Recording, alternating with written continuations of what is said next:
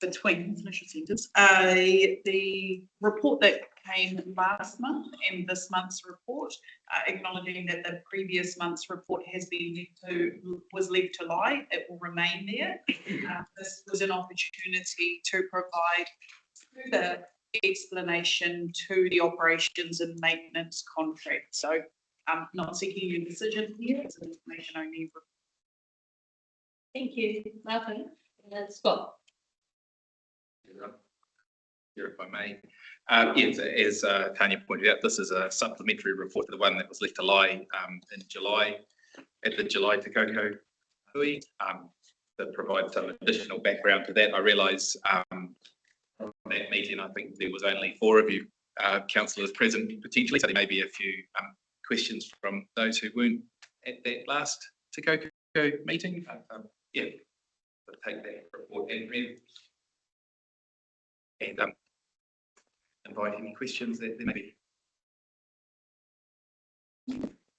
So I'll welcome questions from the floor. I have a question, and also our independent reasoner that I did discussions about this. He was at the last meeting. Vic was online, so when you hear a person, you'll be able to add value to this. So for those that were at the last meeting, the water services contract would be here, the line contract.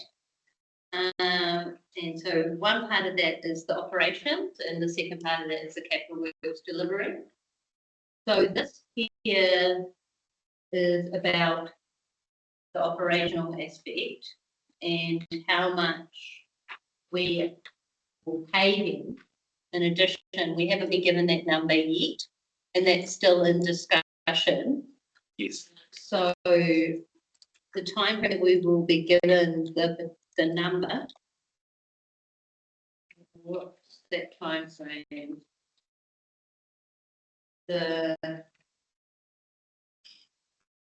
You will be given a number?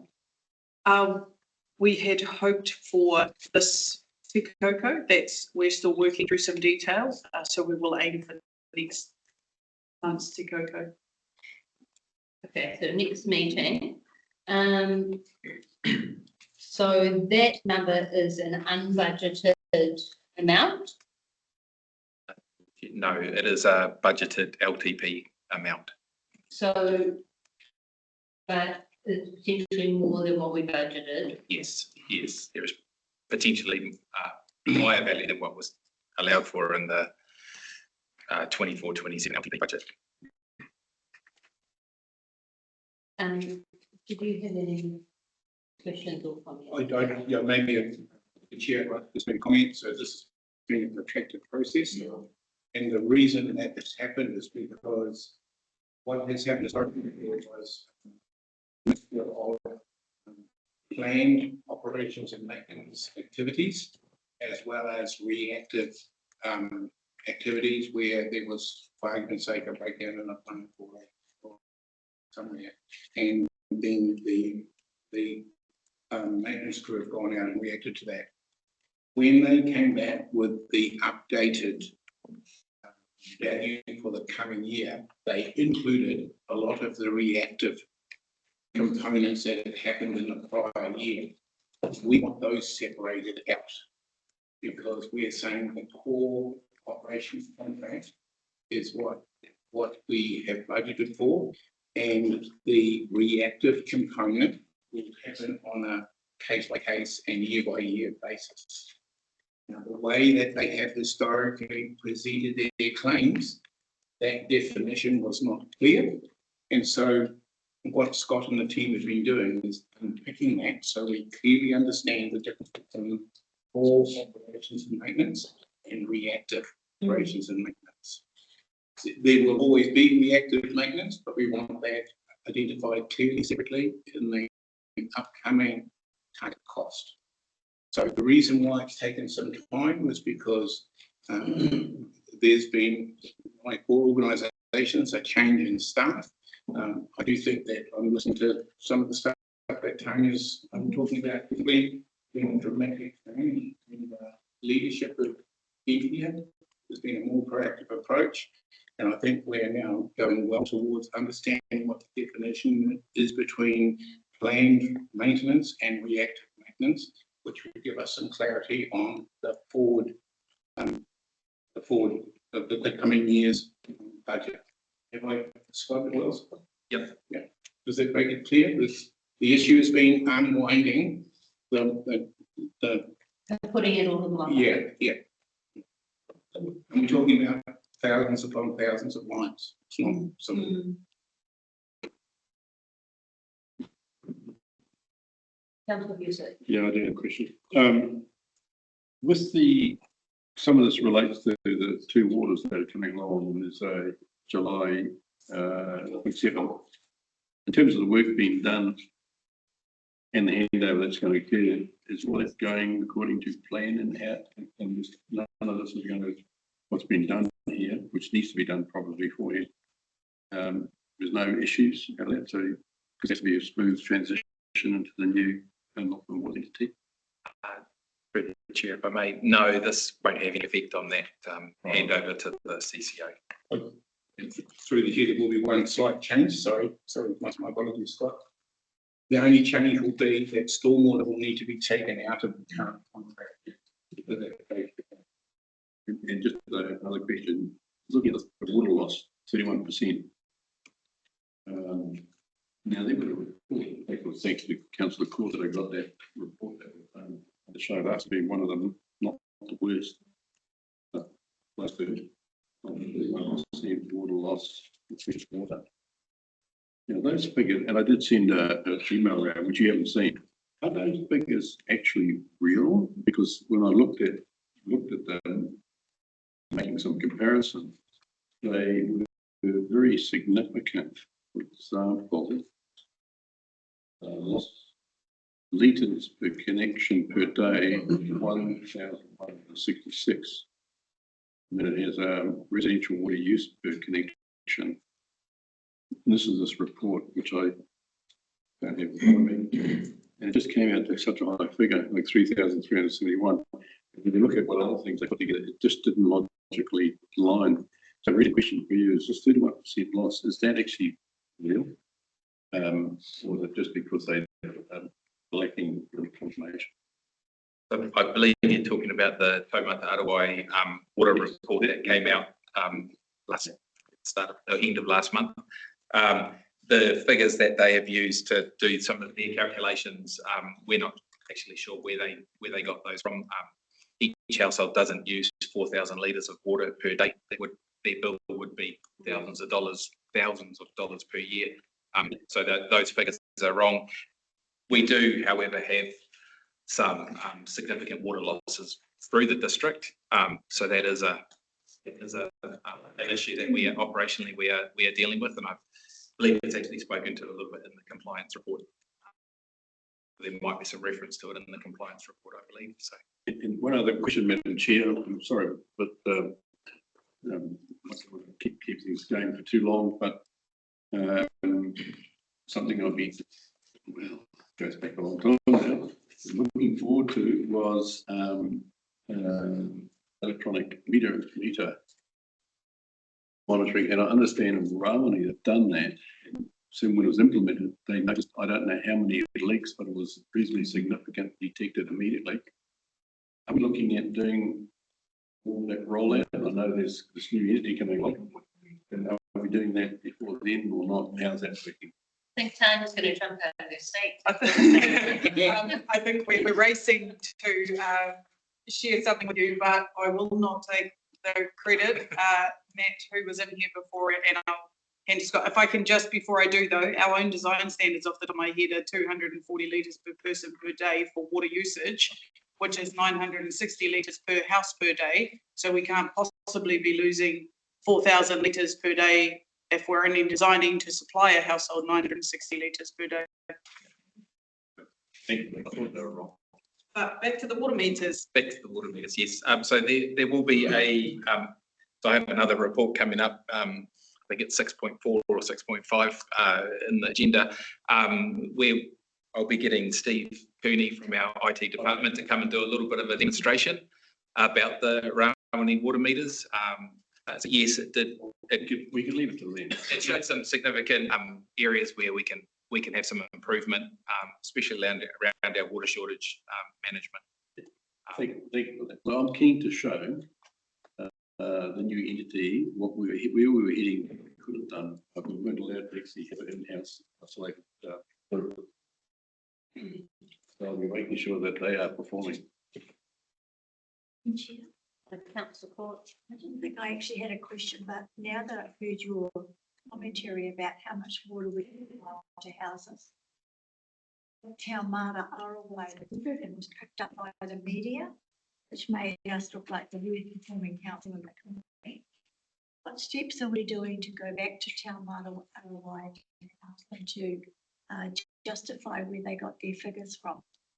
Or are we not? Because as we move forward, they are the regulator.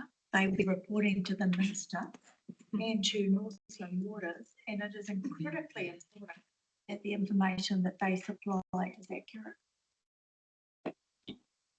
Through the chair, if I may, with Tanya, we were putting together a response to Taumata Arawai to address that review.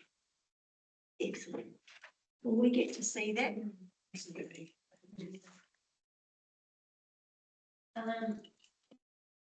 Well, on page 3, and I guess it says that the post-contract value remains subject to outstanding validation.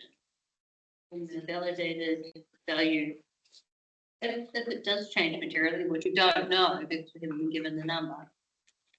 And then also it says any future KPI related contract variation may carry separate commercial implications.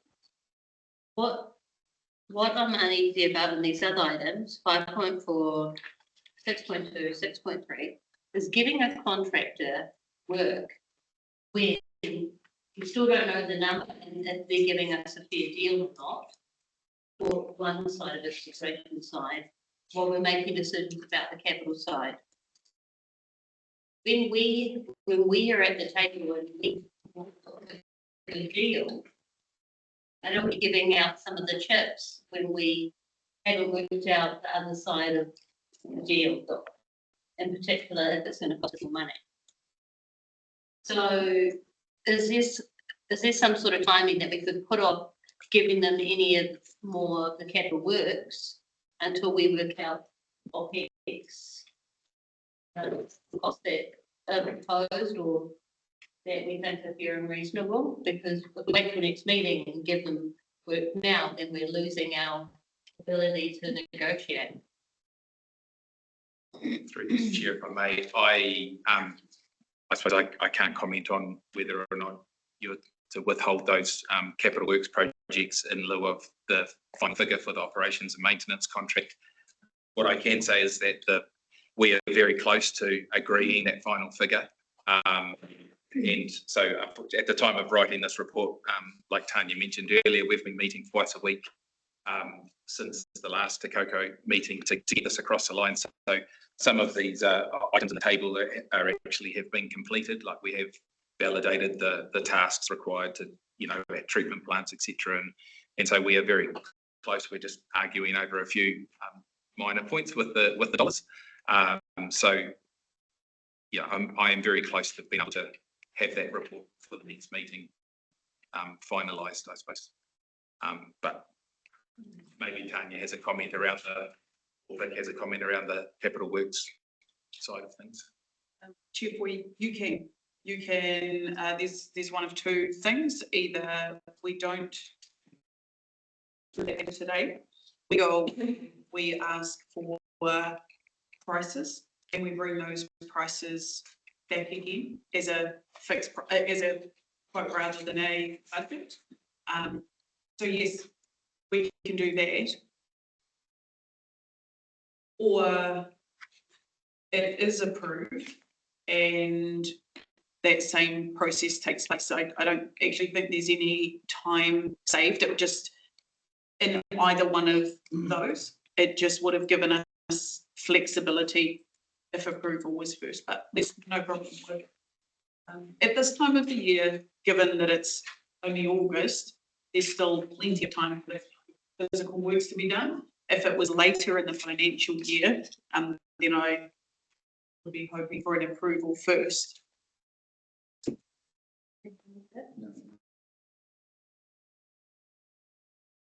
Okay, so this item here is just that the item that we left on the table, an update of what is currently happening. So I'm happy to move that, and thank you for the update, even though we don't have another. Do we have a seconder? All in favour? Right. Any opposed? Carried. So we are now on 5 point, we can go back to 5.4, which is about the bundling of capital works in line with what we've just discussed. And I'm happy to let that move to let that lie on the table. So that's on page 89. 5.4 goes to seconder. Right. Is there any debate around leaving this line on the table for the next meeting? No? All in favour? Right. Carried. So that's 5.4 down. So we are now at 6.1 on page 103. Infrastructure consenting status. Everyone start? Someone. Welcome, Simon. Tēnā koutou katoa. For those who don't know me, my name is Simone Elsmore. I am the infrastructure consenting team leader. My report is an information report to provide a progress update for the delivery of the infrastructure program for the LTP 24-27 period. Key points I just wanted to highlight that's in the report is that the priority for our team is the delivery of the RTP, and our consenting strategy is to enable us to deliver the program as planned.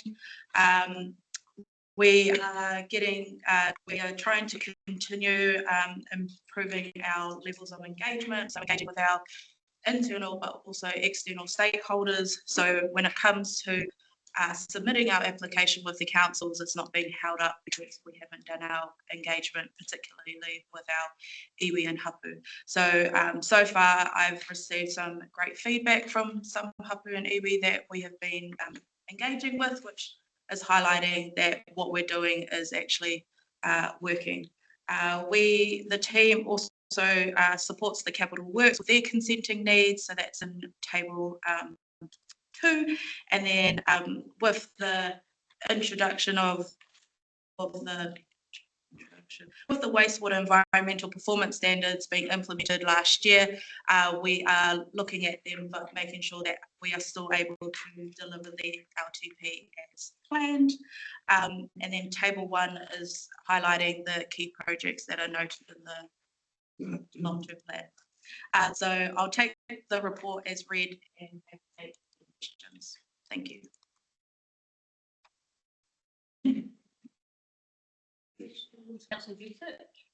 I do have one question. It's really relating to looking at some of the dates, and it's on page 106. And the item is the consent renewal Rawani, and the date is 31st December 2027 for new alternative payment and discharge to land options. And then I think the new meeting will be in existence by then, if I'm correct. Would all of these commitments that we've made, I think they will be on by the new entity?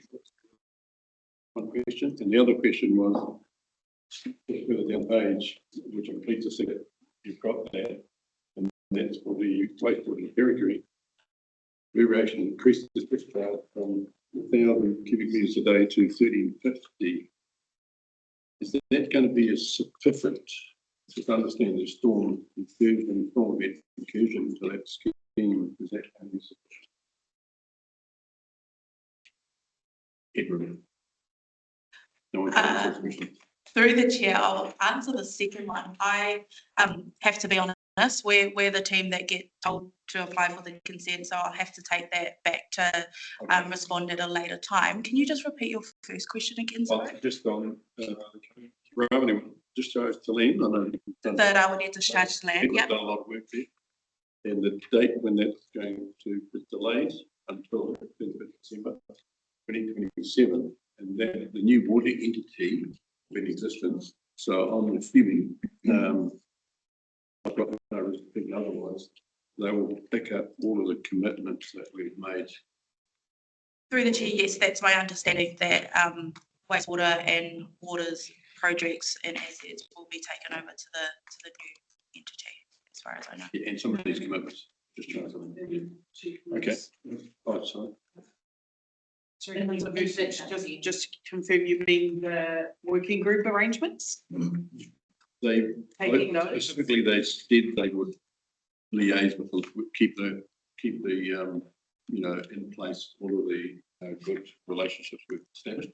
So that's fine, so I'm happy with that one. But just also what we committed to be done as well. Like there's just the discharge to land, the commitment there.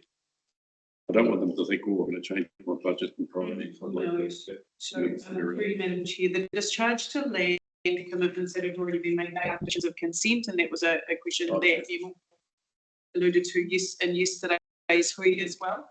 So conditions of consent and the consents go to the entity. Thank you. That's good. Yep.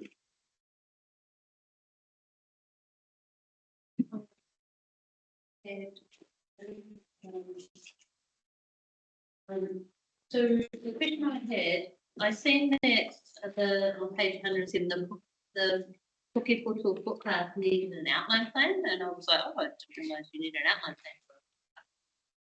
plan. Yeah, that seems strange to me. Yeah, through the chair, the team had completed a planning assessment, and because it's located in the designation, so because it was designated, that an outline plan of works was to be submitted. So that's So the global designation for our road does not include footpaths, it's part of designation. yes. Yeah. Then why would it? Need an outline plan. So every single footpath we do in the road field needs an outline. I can't answer that one. Our planning assessment, instead of having an outline plan of works waiver, we had an outline plan of works completed. But I can go back to the team and get a response back. I think that's more a question about our whole district. And we do a lot of footpaths, Yes. and I'm not sure why this is being treated differently to every other footpath. Councillor, I had another question, but was yours on that question? So the other question I had was around the land drainage consents. There's 1, 2, 3, 4 different areas. I was wondering if are they being done with one consent, or are they being done separate? Like, let's just say Koukou has issues as an area, but not Kaitaia as much. Why was there a approach to do all as one consent instead of separate ones, so that it could, you know, be done more efficiently for the ones that aren't as complicated? Unfortunately, I can't answer that because when I came on board, the senior planner who was undertaking it had left, and so another planner had come on board, and so had picked it up, and we were meeting timeframes. So one consent application was launched with the Northern Regional Council. And the last question I had was around all the stormwater consents, and I'm looking for them because we need to have NRC consent for all of our stormwater, and also paid, I think, $600,000 for catchment management plans for all of our stormwater. Is that going to be reported in another one? Because it just says like Ahipara and Tasman High. I think there's the Kitty stormwater in there under the unplanned, and then the Kaitaia stormwater is noted in table 1. There's some there's some other consents that haven't been included in this LTP. And that's to do with Waipapa and Hararu. And then I believe in the next LTP, there's a whole list of new consents for stormwater being put together.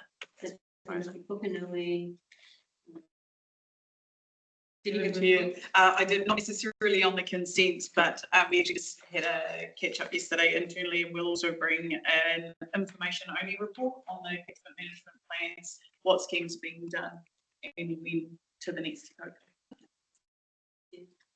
Councillor Shaw. Thank you, Madam Chair. Great report, Simone. Thank you. I'm just trying to understand, if you could help me explain it to me so it makes sense, and bearing in mind I'm not an accountant. All costs related to the granting of consent applications are capitalised against internal staff salaries. The rating impact of new or renewed consent is spread across the term of each consent. Now, I can understand that if it's a new capital work, like I tie stormwater, and I can understand that if it's wastewater, because that would go into operations. I'm not clear on how that works with things like capped landfills. So there's just a few in here that I just don't know how we capitalise them. Charlie, would you be able to get a little lighter, please? Sure, so anything which is a capital work we'll put onto the balance sheet when it comes to, and that can include any kind of work on land. We don't depreciate land. I don't have this specific information because when you're capping a landfill, obviously it's got a useful life. I would need to confer with the team if we apply a depreciation rate in relation to that. So I can get that information and provide a response. Thank you. Other questions? So we have a mover and seconder. Go Deputy Mayor Redfern and Councillor Belkey for that one. So all in favour? Any opposed? Carried. That brings us to 6.2. And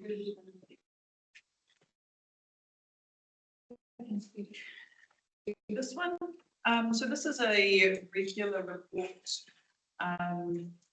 We changed the report slightly in the detail in the A3s that you open them up.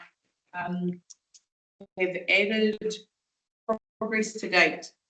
So when you look straight down the line as to where you should be today, it highlights some of the dark blue and the lighter blue that actually demonstrates where you should be and the progress to date. So it does identify that there are several projects that are behind in design.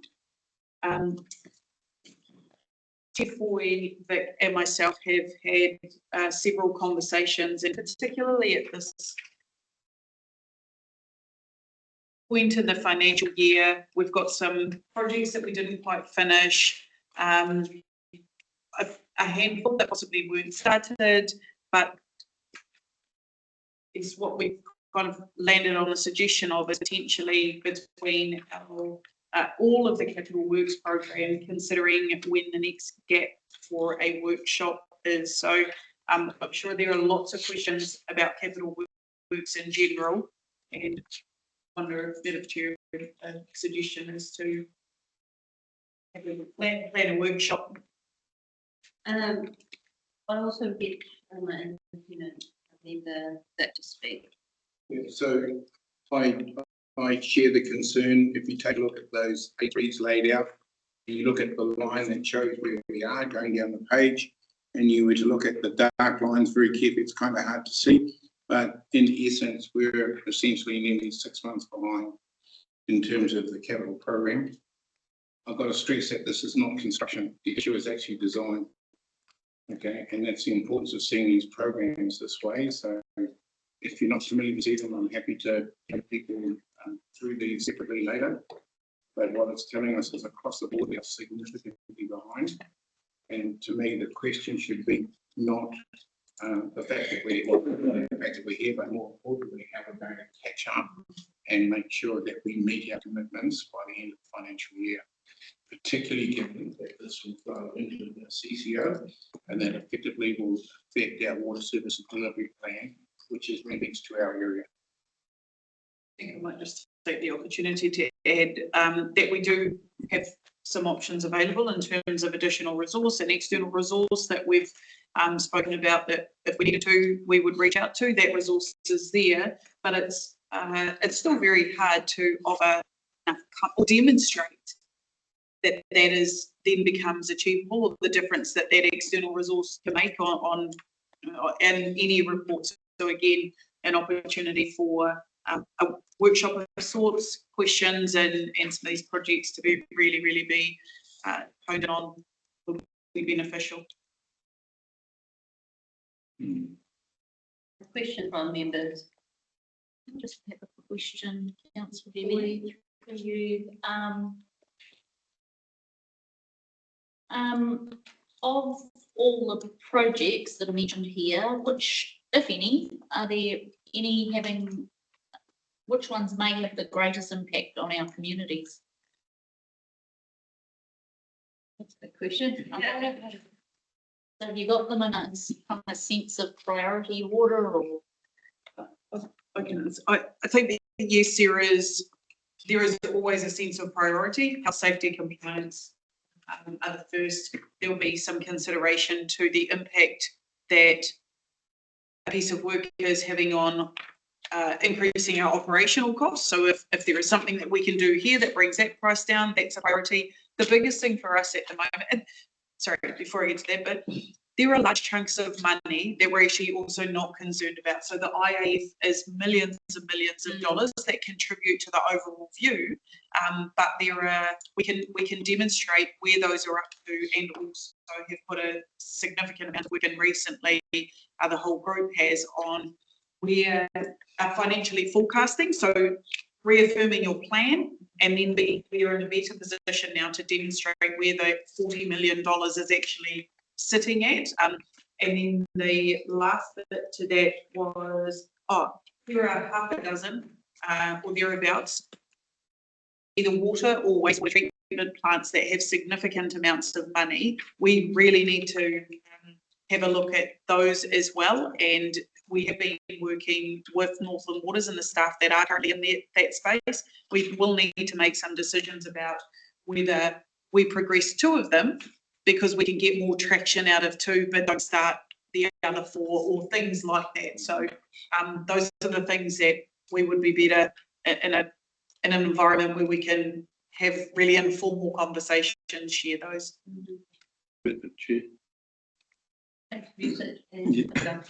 Yeah. Thank you. Actually, Vic's answered my question. When I look at, I love the care chart, by the way. It's great. We need more of them. But I noticed the huge amount of work to do, and it's all ending pretty much at quarter 4 of 2027. So you must have a question on that. But what I've requested, Chief Pamps, I'd like a report giving us how we're going to catch up and the risk associated with that, and maybe reporting to Miller well, making it available, because it could have issues that are flowing onto some of them. Through the Chair, I think that's a valid question, and I think we need to approach that by the workshops.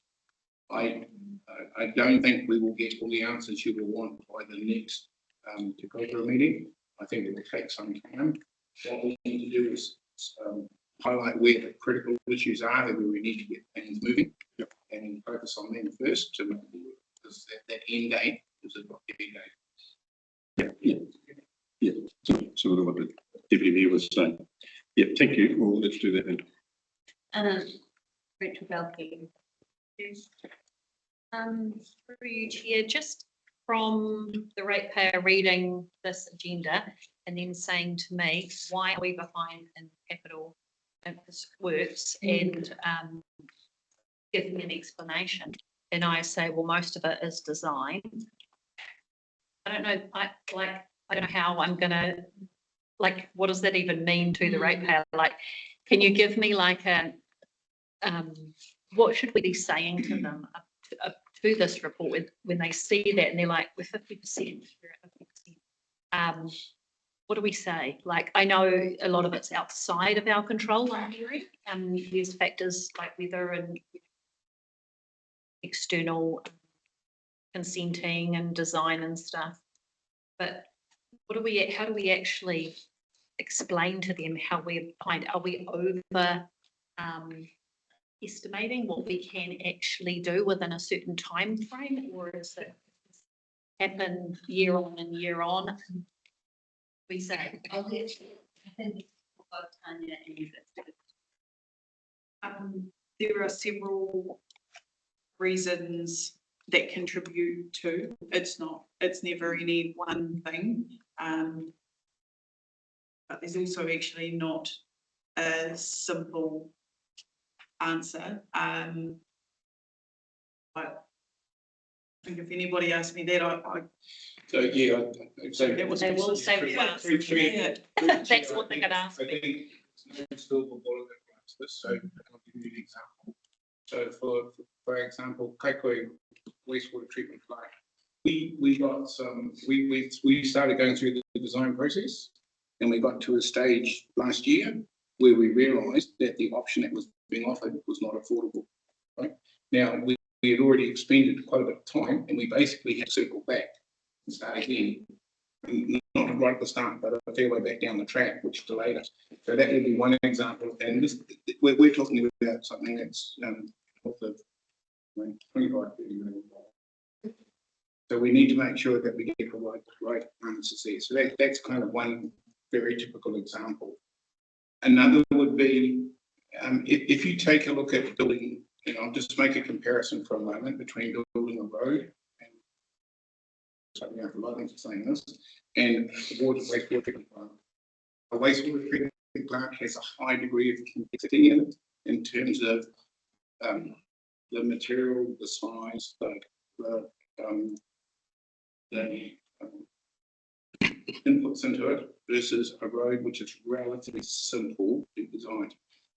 So, and there is a huge call on the people within industry that can do those designs right now. So what is tending to happen is the people that are capable of doing those designs are stretched, not just with FNDC, but with every other water entity in the country. And so what tends to happen is the designers are playing a long game. They want to make sure their designs are robust. They're not going to have any comeback on them to the questions we had earlier today. So it slows down the process. So we're struggling with how to make that more efficient. And I think workshops will help us unpick that a little bit and try and get a bit more. There'll be some projects that we'll be able to get more of the STEM through to. There'll be others that we will need to delay because of the complexity of it. So in short, there is no silver bullet. There's lots of different things. And my suggestion would be, out of the workshop we do, we might develop some standard frequently asked questions that would give you some answers to help address that. This is a supplementary question to that. Is there any cost to the ratepayer for us not meeting those? I mean, other than like what alluded to before, that getting that money out into the community so that they can be utilised and we can get our contractors pumping and all that stuff. But other than that, for us not meeting these things, is there, I don't know, things associated like interest costs on borrowing, or anything that could put pressure on the rates or the cost of the ratepayer? Oh, like, are we over? Yeah, no, it's a lot in that question. Okay, I just want to understand it. Through you, Madam Chair, I'll ask Charlie to respond to the financial impact, and then I'll add a few things to some other economic matters. Thanks, Tanya. Through the chair. So council's policy is not to rate customers until the projects are completed. So while we incur the cost of borrowings for the period that the work's done, assuming the project commences, we will be incurring those costs until it's completed. Once the work is completed, the following year, council will rate for interest depreciation and the 20-year payback period of any loan associated with that. So while it's not like a direct financial cost for non-delivery for projects that haven't commenced, etc., it's more sort of like the opportunity cost, I guess, and the commitments that have been made through council's planning documents. The longer the process takes, the more interest we pay until we get to the point where it's so to the ratepayer to pay. Yes, totally. It's capitalised as a part of the project cost, correct?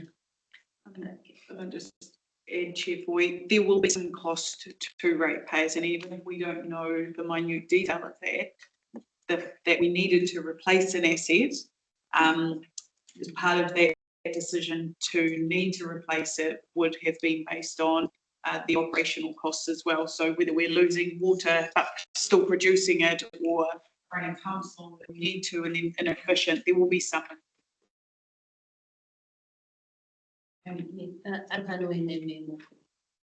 Yeah, just on following on from Councillor Balke's question, I actually don't think that it flies talking about complexities and because, correct me if I'm wrong, but we set our timeframes around what we're going to deliver when. So when we set our timeframes, why don't we think about the complexities and we set our timeframes so that we can actually start meeting the green line at some point? Telling our constituents that it's complex just doesn't fly. And if design was going to be an issue because the demand for designers is so great that they're so stretched and they're trying to do details so they don't keep coming back with variations, then why was that not accounted for in our timeframes? And that's a statement more than a question, but the question is, I want to have it clear in my head, because I keep hearing we don't rate until it's operational, CapEx, OpEx. But if something costs us more to do because we're so slow at it and we have to get external support, which might be unbudgeted, to support us in meeting our green line, then once that becomes operational, what was 2 million, now 5 million, still becomes an increase, a cost creep that our ratepayer has to pay for. Is that correct?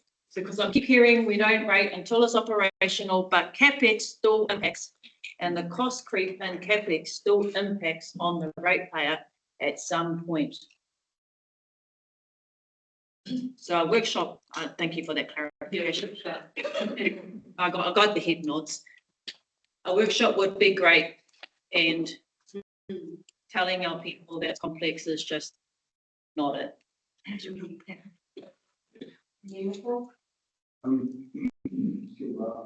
I'm trying to figure out this number that expressed here and line it up with our so it's caused us the 24-27 budget, so that's 158 million dollars. So that's for the long-term plan. But then in our annual plan, our capital expenditure is planned to be 177.5 million dollars. So the numbers aren't lining up, or is that because the 177.5 this number represents 3 years, 177.5 represents 1, which is reflected within this plus transport. It's hard to figure out like how these numbers are supposed to be read. Will you allow us to go over that in the workshops? Thank you. The other question I had is well, in wastewater, I kind of look at, and there's a plan there because of all the waters and do the best we can, and we've got IF and we've got complexities around how we do it and why we do it and all the different authorities we got to go out to make all that stuff happen. So I kind of don't so much focus on it as the plan. There's a interject generational long-term plan to be able to address that, right? But when I look at the ones that we've got within our control, okay, how do we have more control? It's in particular for me, probably like district facilities, a significant number of projects, or any of the other projects. We've got fund holdings that for a project management fee to be able to just like design. They're so good at design, build, all of it. What does it look like if we're trying to package stuff up to catch up? Or like the team, which is a very small team, and we're talking about getting externals to come in and do this. Well, why don't the externals be internals? In the conversations I always have with Final Holdings, I think every single AGM I've been to, where they say, you know, it's very hard for them in development pipelines to figure out, you know, to have a steady number for the dividends that come back to us. We've got across district facilities, right, $5.6 million there, 8.2 million committed, 35%. I know they're doing our library here in Koukou, but there's like these halls, like how do we as a council operationally like have the conversation with our own project management teams and say, what can you actually do on these Gants? Or go have a yarn operationally with Andy Knocking saying, if we were to say, like package up all these halls, all need renewing, here's the budgets, what's the percent you'll take as a project management fee, because we get that back anyway, and then say, can you do it for us? And they'll go, within this time, we want to hit our capital works program. And then they'll go, guess what, we've trained up young Horty here who's like done all this, and he'll be like, man, I know how to build a library and all of this stage. I can do that. Do the toilet. So, like, at what point do we have a look or boost the team here, or what's a realistic plan? Through Chief Boyd, we'll bring that to the workshop as well. So we've actually been working with Carolyn Wilson in Charlie's team, who has created, I'm not sure if she created the tool, but certainly has a tool that we're using to identify based on minor, medium, or complex projects, how many hours an employee has, how many projects we have to then help inform us on how much additional resource we have, and go, yep, that's your lot, we need 4 more people based on, and these are the kinds of projects, so we can bring demonstrate that at that time as well. I had a question, not about district facilities, because I think that's very different to 3 Waters. The report, like, I think that has more of an eye to looking at where on the start and working out, you know, I couldn't see that straight away looking at it like that. But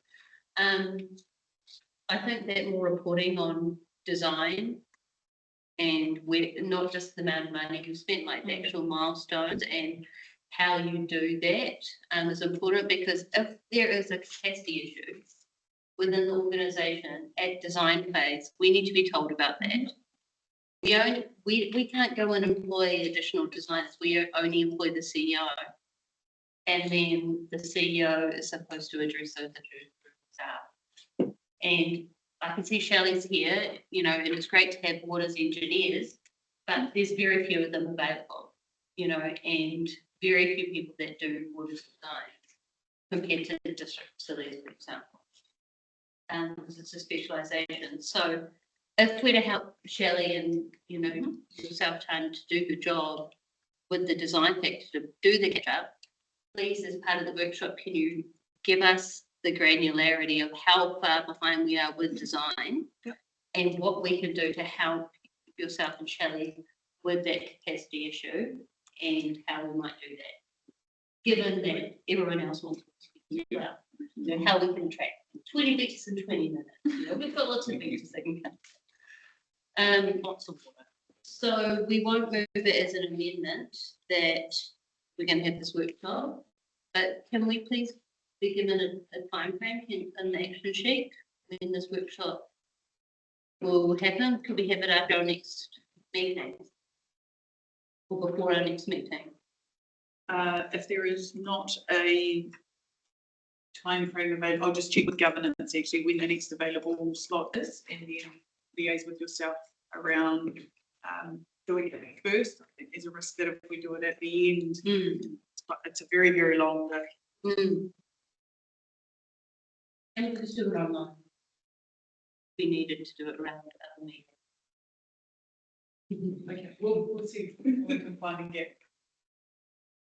So I'm happy to move that's on page 100 and then we'll bring it. Right, but I'm happy to move.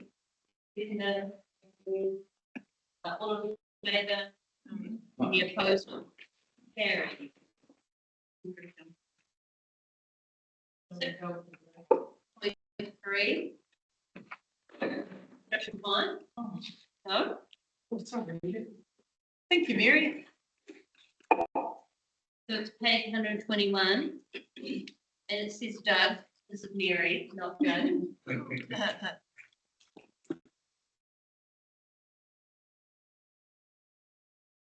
Madam Chair. So yes, Doug does report to me, my role as manager. So this is the regular update report that Doug does. He's also recently presented an update to Te Miramiro as well. I think the key highlights of this report is that for this reporting period, we've had 2 abatement notices removed, so we're tracking down. And the other area that Doug is has picked up and progressing on supporting him in progressing is delivering the program of works to meet water safety plan requirements. So that's included in the report there. So that's an annual program which probably formed the majority of the first 2 years of this LTP hadn't been picked up and actioned, but which Doug is now winning through. So that is down on referencing a table on page 129. Yeah, so the water safety plans include an appendix of improvement works, which we're required to work through. There we've isolated the capital items, and in addition to the already identified improvements, here Doug is also picking up some other current issues around that. So all completely compliance focused there, which is in line with the LTP light. And just following the reporting deadline for this report, we did have an internal workshop to establish some timeframes around achieving the mitigations for the abatement notices. So that's the attachment to the report. And that information will be coming through in the next report to Koukou. So I'll take the report as read and invite questions. A question about this one on page 123. There you go, 123. It's got a table of individual projects confirmed delivery. And this has been asked to Tanya, but I We haven't had an answer. So in the prior paper, it's got all the capital works, but those ones that are in the this table on page 1, 2, 3, which are all waters projects and add up to 250,000 are not in the capital works program. So the particular LTP capital budget line is for a program of work and a program to meet water safety plan requirements. So it was a year-on-year budget there, and the table there shows the total budget for the LTP. So that's 505,000 plus the current year 303,000. So within the program,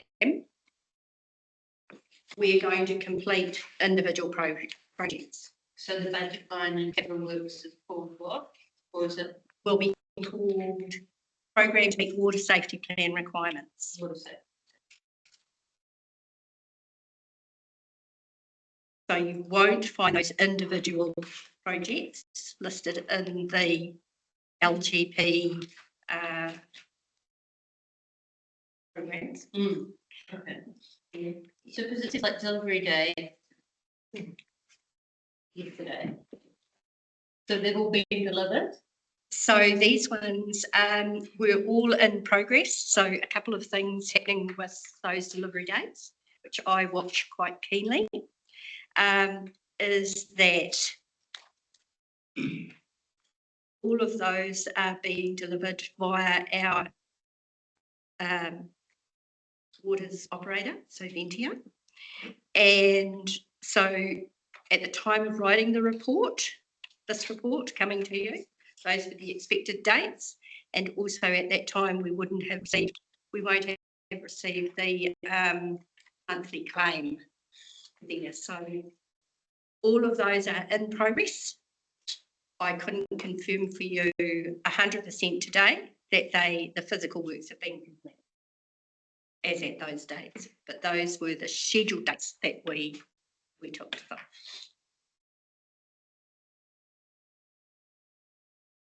Councillor Ford? I noticed with interest the Pakaraka stock truck effluent facility, which everyone knows is where the police sit on the straight on your way to Moruwa, is classified as a wastewater activity. And it got me thinking about the outstanding issue of the caravan dump site. And I wondered if we could co-locate, if there had been conversations with NZTA, whether or not we could put a camper van dump station alongside a wastewater stock truck, effluent wastewater facility. And I know the human effluent is slightly different to cattle effluent, but it just makes sense to me from a traffic safety point of view to try and get these vehicles out of small tight spaces alongside the highway. Can you do that through roading? Yep. No, right. I think it's a consent in the first instance, and there's so many lay-bys in areas, even if that one wasn't the right one, other than trying to squeeze it into a sports car or a car park or a BP petrol station, just seemed to be more logical to me. So through Chair, this is an interesting one. The effluent facility is actually a roading asset, but the consent and the operation of it sits in wastewater. So it'll be an interesting one to hand to the CCO. But hear your point, not sure whether or not they're going to have issues going for stock truck versus the caravan, but Plenty of room there. Can we ask the question? To NZTA? Oh. We put that on actions? Yeah. Councillor Busich. Yeah, I'm just going to comment on that, Madam Chair. You see, if you go driving along, dairy farmers spray effluent on their grass, which is a permitted activity from their effluent ponds. And there's no treatment on that, and I wouldn't be surprised if it's container that's picked up dropped into a farming implement on somewhere. You can't do that with human waste. So that's where I think the sticking point will be. That's that question. It certainly answers the question, but I'm sure they'll have to go to any camper van, any human waste, will have to go to a suitable treatment. Thank you. So we've had all the questions. Someone needs to move the item. Malky. Councillor Rankina. All in favour? Aye. Any opposed? Carried. We are now at 6.4. And that is, This, Madam Chair, this is a three-part series. I will, firstly, I'd like to introduce Stephen Toneycliffe, who is the contract manager for Vetia Waters now. thank you. So Stephen's, actually, I'll let you introduce yourself and then I will introduce the next part of the. Stephen, you just come to the podium. It's felt like I was waiting for the principal's office out there. Bring back my school days. So anyway, yes, Stephen Toneycliffe. I just taken over as the contract manager as of July 1st officially. Been with Vetia now for 3 years. Actually, yeah, 3 years. It was on the 10th of July it was. So taking over, it's they changed the title, more of a contract manager. So my role is work as a collaboration with Tanya and her team. Hopefully, you know, bring projects around and their O&M contract and just work together for the best possible outcomes for everybody. I bought a house up here 4 years ago, Cable Bay. Believe it or not, my wife and I bought it online, sight unseen, while I was in Mississippi. 20 pictures in 20 minutes. Yeah. So never actually been passed by here before we bought the house. So yeah, but originally grew up in Christchurch, went to the States for an OE experience and stayed for 36 years. So moved back. So really enjoying my time, and so far enjoyed the first couple of months as the contract manager. So anything we can do to help, that's my goal. And I would say I'm very process oriented. I have a background in working in the States with nuclear power. So you couldn't do anything without a document or a piece of paper, work order. So I think hopefully communication channels will become a lot clearer and we can work together. So thanks for the opportunity. Oh, maybe not. Well, we welcome you to all of our meetings. Sure, yeah. Every meeting. Oh, no, good, thank you. Good? Yes, thank All you. right. Nice to see you. Thanks. Michelle, see everybody around. Thank you for coming. Thank you for testing. But now you can, no, see, we don't let you out, Steve. It's a trick. Yeah. And water meters, this is like our show and tell time now. Super exciting, but I will hand over to Steve Cooney. Thanks, Tanya. Apologise for the froggy throat, but and I need to stay put and not do any podium manoeuvres. I need the mouse. So just share my screen and get us underway. And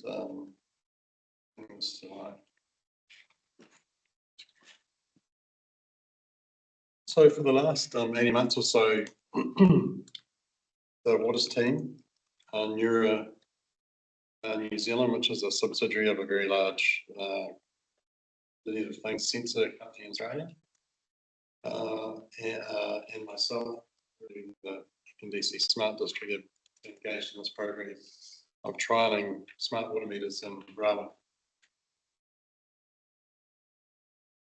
And so we're very nearing the completion of that project, and this is an opportunity just to sort of recap on how it all works.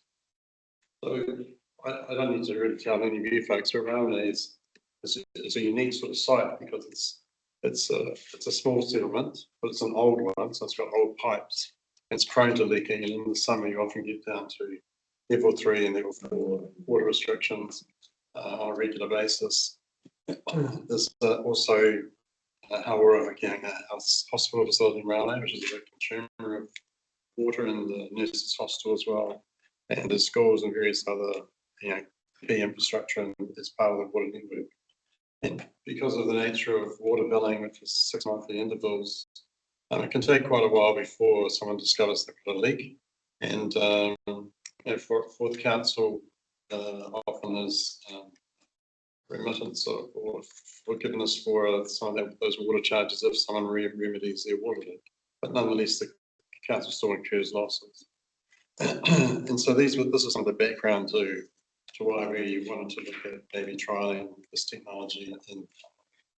And so the business case had a number of objectives. So if we can measure these devices' water consumption remotely, then we no longer need to send people around in cars driving, consuming fuel, and measuring and walking the streets. And we can completely automate that task.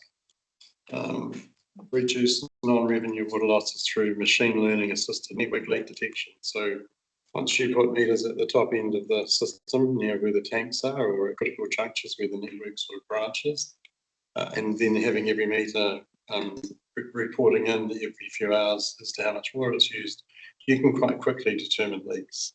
And it learns over time what are your natural bands of consumption, and it understands anomalies. So anomaly detection is a machine learning, or in today's parlance, sort of an AI approach to optimizing a network. So this is all built into the software. Because we're replacing all the meters, we're going to start off with more accurate billing. Which means because mechanical meters are often hard to read as they age, reducing customer complaints about misread meters as well. So if an operator has to manually read a meter, they may transpose numbers or do anything in particular. Fraud detection algorithms also come into it as well. So you can detect if someone jacks into the water network and fills up their truck and takes it somewhere else. So those kind of spikes you can detect, create alarms in the system. And last but not least, the water consumers themselves, they're not just the water company or the water operators. We can give them a smartphone application and they can actually manage their own water, understand the usage and say, oh my goodness, the water's still flowing at 2 o'clock in the morning when everyone's asleep. I think I have a leak, or I've had a big spike. So, and they can act within hours or within a day or two of the leak occurring. So they can get alerts on their smartphone if you cross a certain threshold. Plus the social value of it is if all the neighbours have got the same device and the same thing, they'll have conversations over the garden wall saying, how much are you using, how much, what's it, and all the whānau will talk.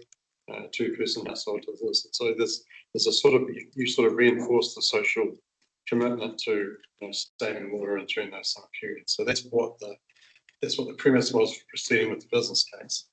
This is the meter themselves, the residential meter. You can see that even if everything goes to custard and we don't, the network falls over and we stop paying our software licenses, we can still go and read the meters. So that was a low risk element of the deployment, is that we still could go to the way it was.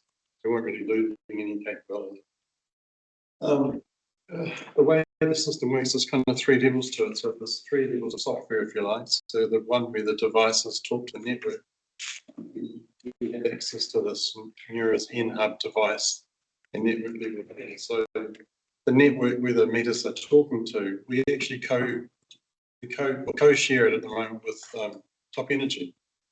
So Top Energy also use similar technology, network technology that's low railway, to measure the telemetry coming off their transformers, because you know how flaky the power is in Railway and lots of other places in Hokianga. So they're trying to improve their understanding of the behaviour of their network. And so part of why we got a reasonable deal with Neura was that we were able to co-share some of the network spend to get stood up and running. And so at the lowest level, this is the device checking in, saying, this is my voltage, in other words, my battery is good. But it can measure a whole lot of things. I've only listed a fraction of them, but it can detect all manner of dry pipes reverse flow, some tampering with the device, and all kinds of metadata about what's going on. And the next level is the water operations company, or the water operations team here, or the call center at FNDC.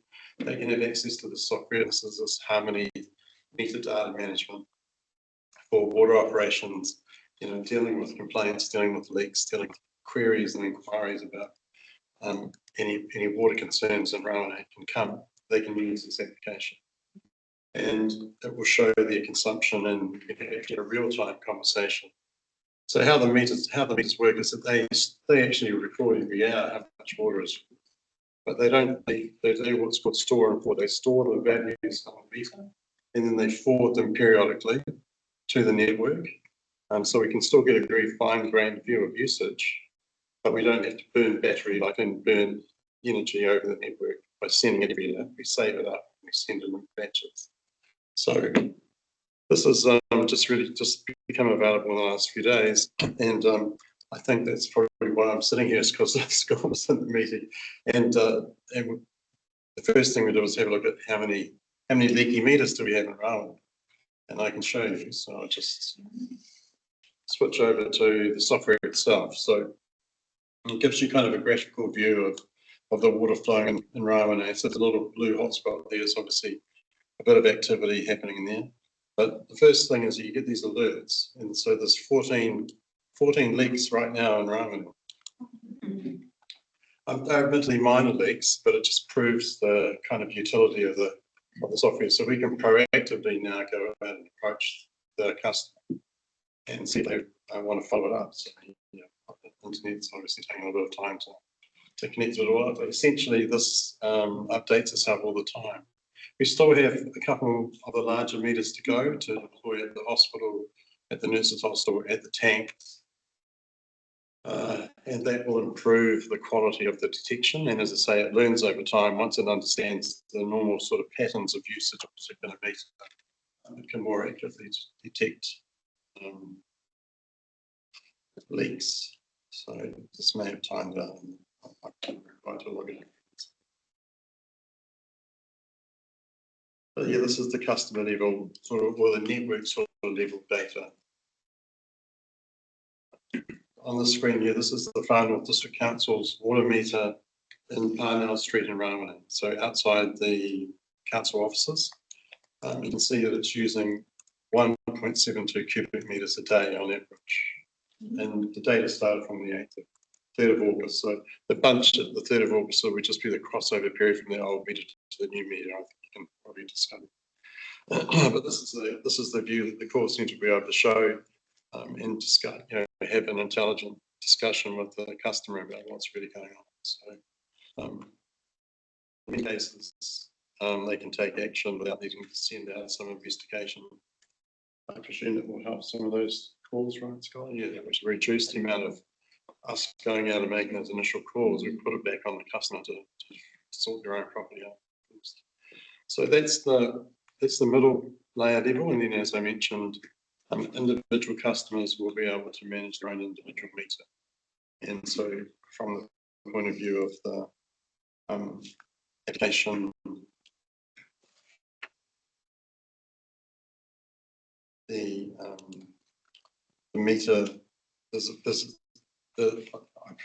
Hebrew one, it's from an Australian company who make the meters. They make some of the best meters in the world.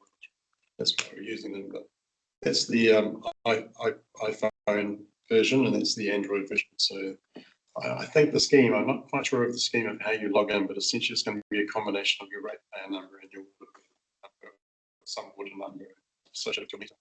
So you don't even need some fancy passwords or whatever. It's really you'll be able to figure it out from your bill how to log in and get it. I'll just show you your alerts. You can set alerts and get a sense of it. And if you think about it from the billing point of view down the track, at the moment we collect our water bills every 6 months. So the promise is that you'll be able to build your own billing based on this data and say bill every month. So customers get a much smaller bill, much more manageable bill. The water company gets to get its money faster and earlier, so everybody's winning. And we can link, because the other thing I haven't shown yet is that we've already connected to these platforms at the API level. So this is me just writing some custom code integrating to the meter so I can get any data I like, and we can integrate with pathways and do whatever. So the whole system is working well. We're very pleased with the trial. It's been quite successful. It's basically an offering to the water company saying we're leading the pack as it is in Northland, leading the way, and should be a good foundation for future possibilities for the water company.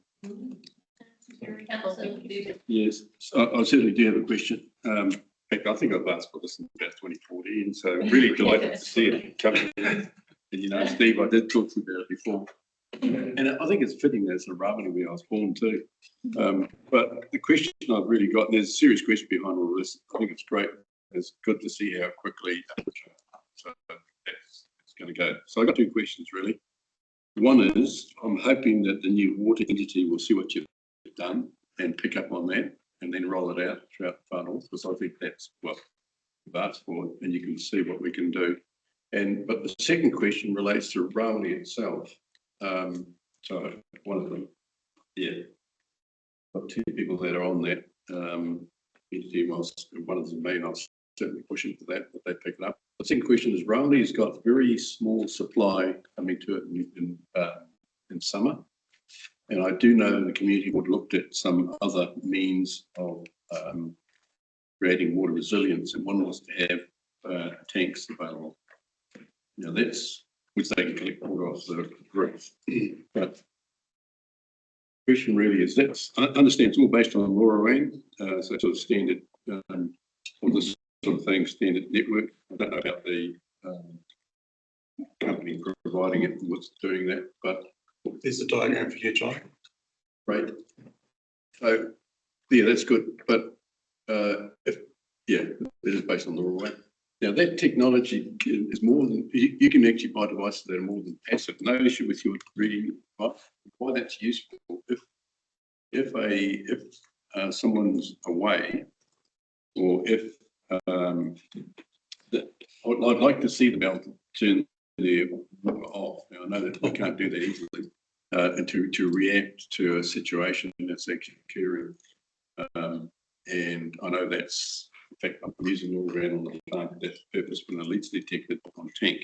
But why I'm saying that is if, because I know you got all sorts of thoughts inside your head there, and I'm looking at it being more than just passive to being reactive, where you can actually use it to better manage the situation. And why I mentioned water tanks, and I'll leave it at this, is that if there's a water tank there, and it's got a leak, that's what you can turn off, because they don't want to lose their supply of the water tank. So I'm not saying turn the main one off. You can give them a warning and they would have to initiate that, but certainly turn the water tank off, and also manage the water tank.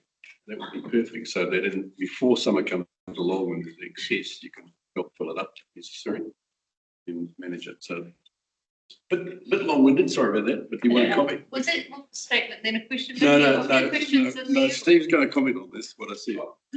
I know. I think, John, what you're suggesting is that you could integrate the meters with tank sensors as well. Yeah. Yes. And we definitely can do that. We've got another program going on with facilities. We want to enable all water tanks and effluent tanks of any kind that the district facilities manage across the whole district. I mean, some of these are quite isolated spots. And at the moment, they literally have to drive up and tap on the tank and sort of make a guesstimate. Do I need to send the sucker truck or not? We want to get away from that, and so it's completely just on their phone. It's 50% full, so we're actively working on that right now. But the same principle would apply: is that anyone with a tank could be part of a network, even just for our own insight into the faults of people's tanks. Obviously, I'm a great believer in sensor technology. It really helps us understand our environment, to manage it, to make the most of the precious resources that we've got, and why is obviously one of the most precious that we've got. Well done, Steve, and to your team as well. And then James too. So Titus and Tony Maddie's, I think. I think Scott is going to speak to this report as well. I had a question about this. Whose idea was this? Fine. Pretty Was much. it a Wooders idea? It's a tech idea. I think John's in here. I think And John I think- had an idea 12 years ago. Thank you, John. the spirit of John came through somehow. So, So who pays for this? Tiny go. As in, like, how we roll it out to everyone? Yeah, we love this. I can answer that, Chair Foy. So it has been around for, the idea floated around over many, many years. There was who do we do first, who do we not do first? And I think probably collectively we all went, there's actually, why can we not? And so went with Darwin here for a few reasons, in particular that has signal, we have a limited supply, we don't have an additional source. It was just a very easy location to do. We do have some money this financial year for water resilience and are looking to consider Upinoni or Mapire next for exactly the same reasons. They have signal, they don't have a lot of supply, and so if we can utilise that area with the funding that we have to address leaks sooner rather than later, just as a win-win all around. Just a note here, there are 270 connections gone into Rawene. I think that in the scheme of things, it was probably about $150,000 all up. But when you think about if you run out of water, potentially trucking water to the cost of that, within existing budgets, it was certainly very easy to do, and you'd be able to see the rewards of that very quickly for both ourselves and more importantly, ratepayers. We can do another scheme very quickly. Very cool. We need more of your ideas then. So we'll be having another paper on this about that rollout, because I would love to see it being rolled out faster, because even if you just look at the water loss and how you can do leak detection. In Scott's report, I've got some questions about their planned maintenance, which they didn't do, but they only did their reactive maintenance. And so maybe your app can show us if the contractor's doing their job or not as well. Well, it does have an integrated work item management, but that's a different. This is probably- Just to do the data of the devices, but we have asked Nura today to come up with a proposal for Upinoni and Mapire water scheme. If the water company's happy, or did we just not say too much? But I think the opportunity is to get the cost of putting the meter in the ground down, so they might be talking to some local plumbers rather than having our expensive water engineers do it. So that's one way we can. Right. Yeah, basically.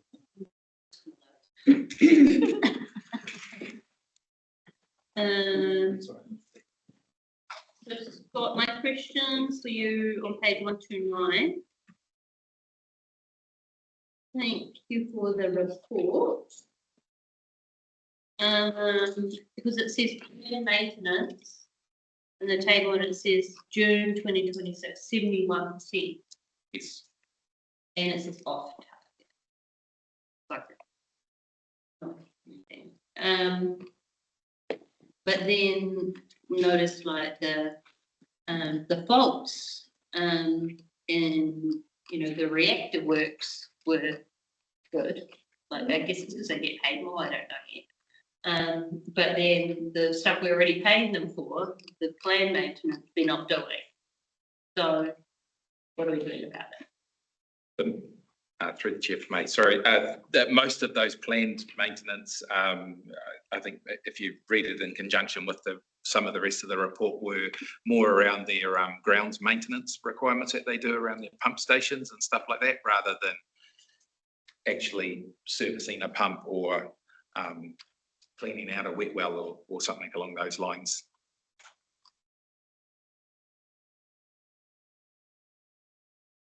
And are they doing the job or not doing the job?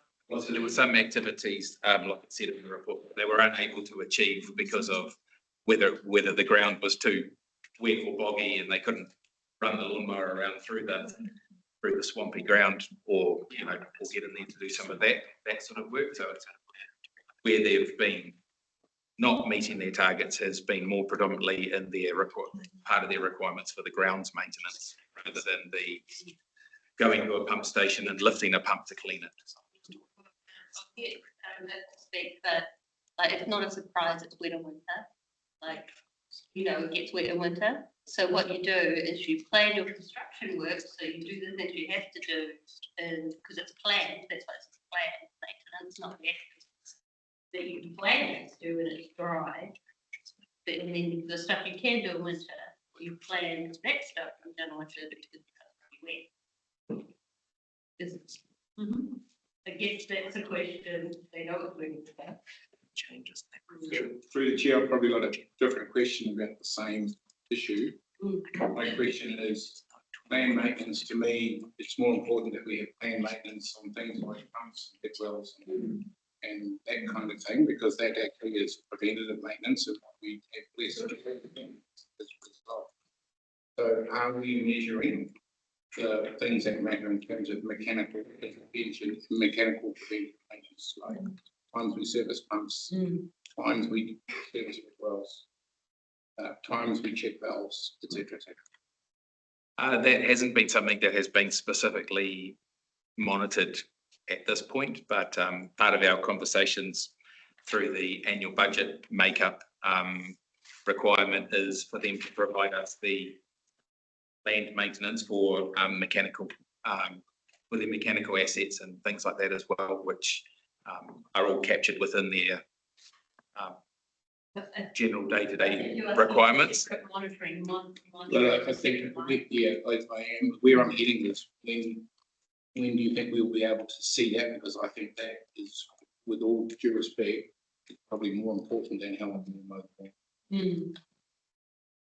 So I know that you were advancing the thinking around ensure that we get some preventative maintenance schedules for the plant. Yeah, and you're talking to them about that.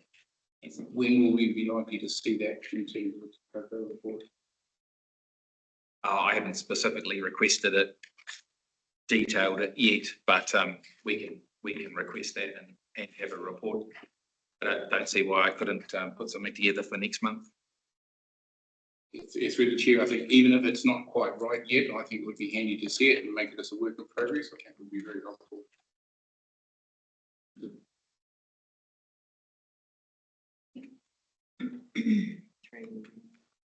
Through you two thinking about the reporting, would it be possible to get like to show like a running like 12 months of results, just to see for our committee to see if the contractor performance is actually getting worse or better? Like we see it month to month, but we can't really see a pattern. Like, are they actually improving? Are we getting better? Are we meeting? You know, to see if there's a pattern there, so that our committee could see that yes, we are actually, the contractor is performing. Is that difficult? Could we do that? No, I don't think that would be that difficult. I just need to sort of format that in so we can see a bit of a running total of to see if there's a trend. an annual trend of their KPIs. I think the main thing that I think Vic is bringing up about reporting separately from reactive, so something, you know, that pipe bursts versus proactive. So at a glance on page 128, that's all of the reactive things that UT is doing, whereas we do have that, we've only got like that one line there around planned maintenance. Whereas if we had more oversight in this committee about what BT are doing or what we're paying them to do in terms of planning and the forward planning for that plan maintenance. Vic particularly picked up around mechanical maintenance, but also say the flood pumps and also say the floodgates. Yeah. So that would have to be a separate separate item in your report. Through the chair, just remind you though that currently we don't capture that data, but Scott's proactively working on getting that built in. Okay. So it will be perfect when it comes up next time.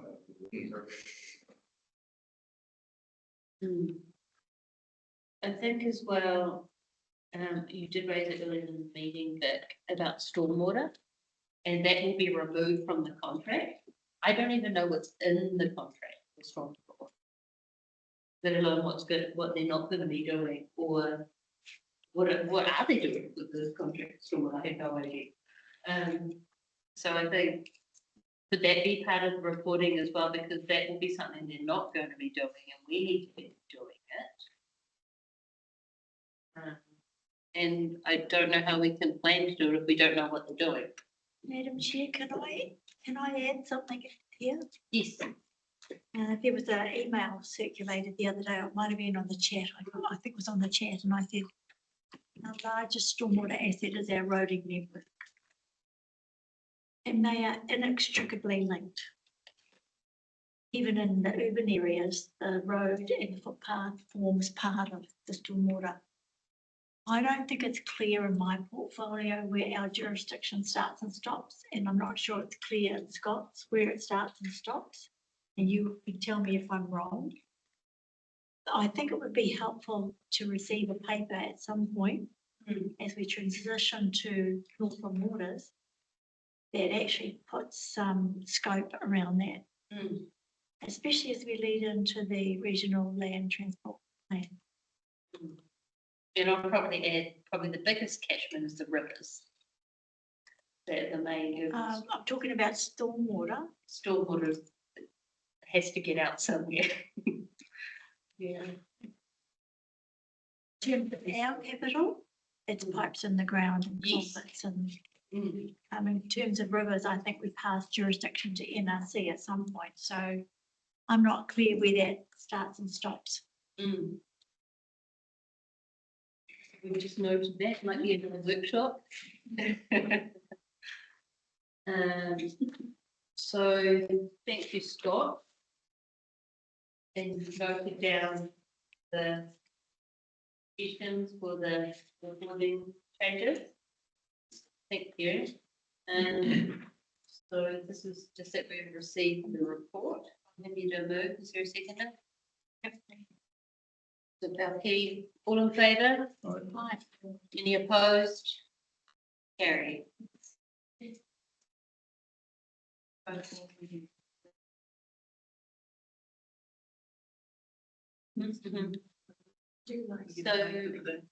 So we're now going to go with Hillary's papers, I've been told. So we need to move to 6.7, which is on page 139, and Hillary is in the hot seat.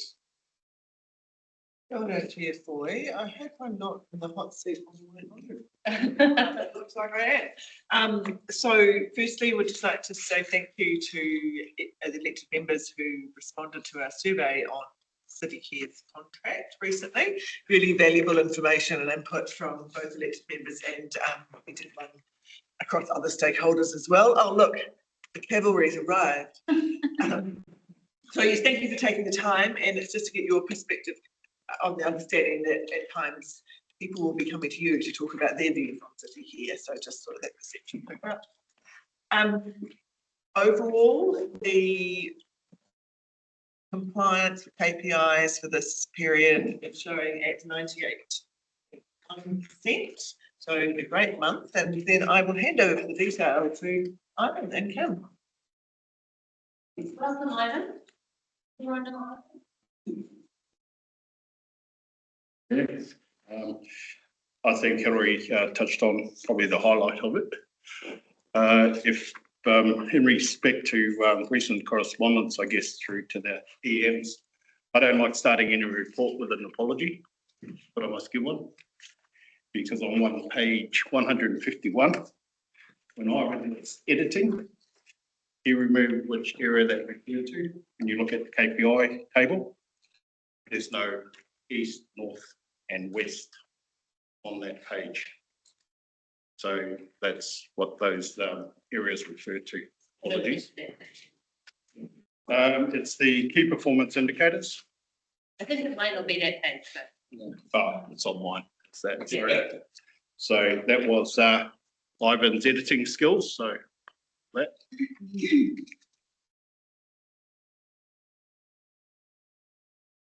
Overall, in the month of June, we've had quite a good result with CityCare.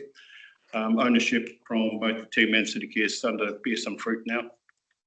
Minor misses, if you look at the overall breakdown, I think the bits that look a bit confusing could be the toilet servicing, where there's an item of 50 that may not have been serviced, but that's due to mainly if we're servicing a toilet 7 days a week, all we have to do is 3 out or service at any given time that can differentiate those deliveries. So while they couldn't service them because they were shut down or broken, really.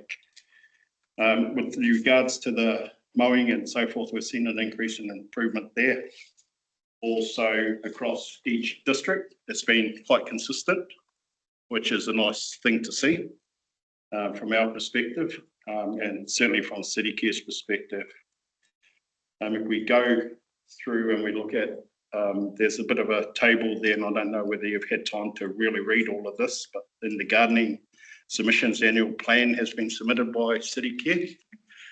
And this is where they send us an idea of what they think good looks like and what should be planted in certain areas to reduce maintenance or issues and challenges. And there's some big numbers in there. And a lot of it is around what's not been done for many years. So that's to go to the community boards for consideration. And if you look at the overall renewal areas in metres squared, they're significant, and so is the value. But when you break it down, if you look at the eastern being 69 or 11,848 metres squared renewals that they're proposing, it works out about $41.86 per square metre. So that's within what I'd expect. But overall, it's around the $46 per square metre to submit if we agree to it. So this is subjective and just really a suggestion along the way. Some of them will refer that we will be encouraging is around roundabouts and islands leading up to roundabouts, which we really consistently get challenges with and what's in those areas. So that will go to the community board for consideration. Further to that, I guess the rest are all stats which are relative to their KPI outcome. And if you've got any questions, I do have a question. Sure, Chair. Yeah, thanks, Ivan. It's great. Question relates to some of the community board members that have complained about, especially in Rawani and Opanoni area where the litter bins were disappeared. Not too sure you can tell what's happening there. But also look at the graph on page 141, service zoning allowance. You can see the graph, you know, which you expect the western to be lower, northern next, and then eastern where it is. You know, over the page and have a look at 142, litter bin graph. You'll see there is quite a big difference. It doesn't follow the same sort of trend. Litter bins in the eastern. So it looks like there's more rubbish bin density in the east, and that doesn't sort of fit the likely reserve area certainly, and maybe there's more roads and so on in by hand expected more anyway. But the comment on just that, plus also what happened to the waste, the litter bins in Opanoni, Marbury and Rawani. So through the chair, that put us unfortunately by surprise where there was a project run by another department and getting these smart bins back online and refurbished. That wasn't communicated well internally. And before we realised they were in our yard, we then had to go to comms and say, hey, sorry, comms, this is what's occurred. And that's a breakdown internally, to be quite honest. And we since have gone out to the respective wards and let them know where we are, posted something on our webpage after the fact, However, it wasn't the ideal refurb plan that should have been done in the correct manner. That's just think on it or something like that. Yeah. Councillor Incourt and then Councillor Belkey. Thank you. Ivan, I thought it was a great report and I've been taking heaps of stats out of it for my weird chasing your rate dollar posts. My question is around the clearance of the Taiwan cherry trees on the Kirikiri Heritage Bypass, which sits with you, I believe. And we've recently done a roading project to cut back the vegetation to improve sight lines. An RFS was raised, not by me, but by a ratepayer, that said, why didn't we do the two at the same time and save on traffic management? So my question is, and I have had a reply to that we needed to cut the vegetation back to allow the contractors to get in to clear the Taiwan cherries.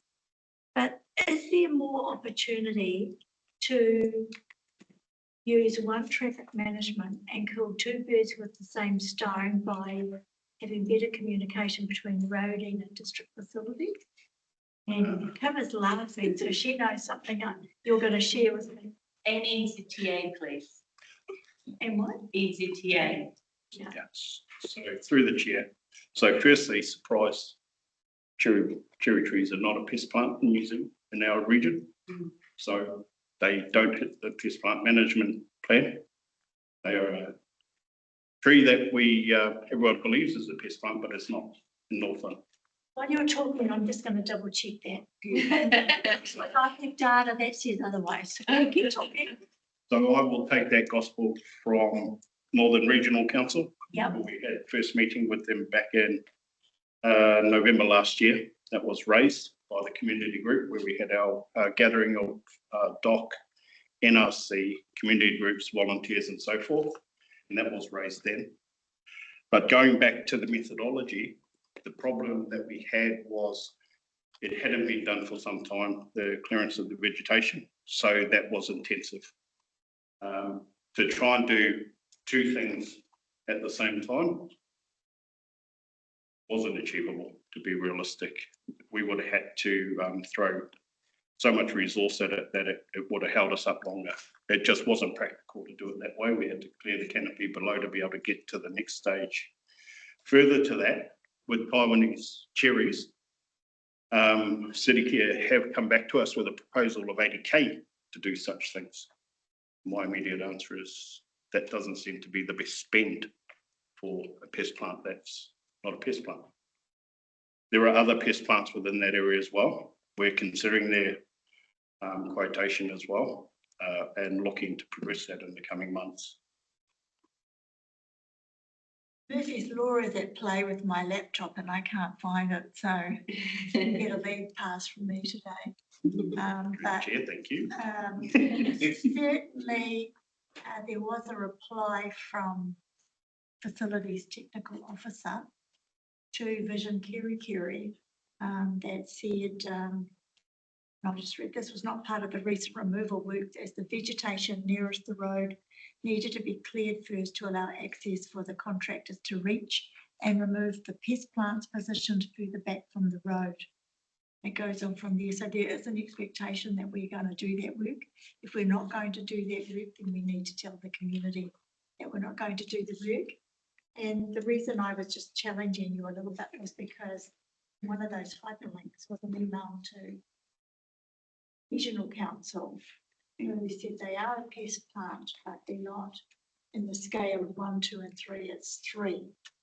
So they don't actively manage them.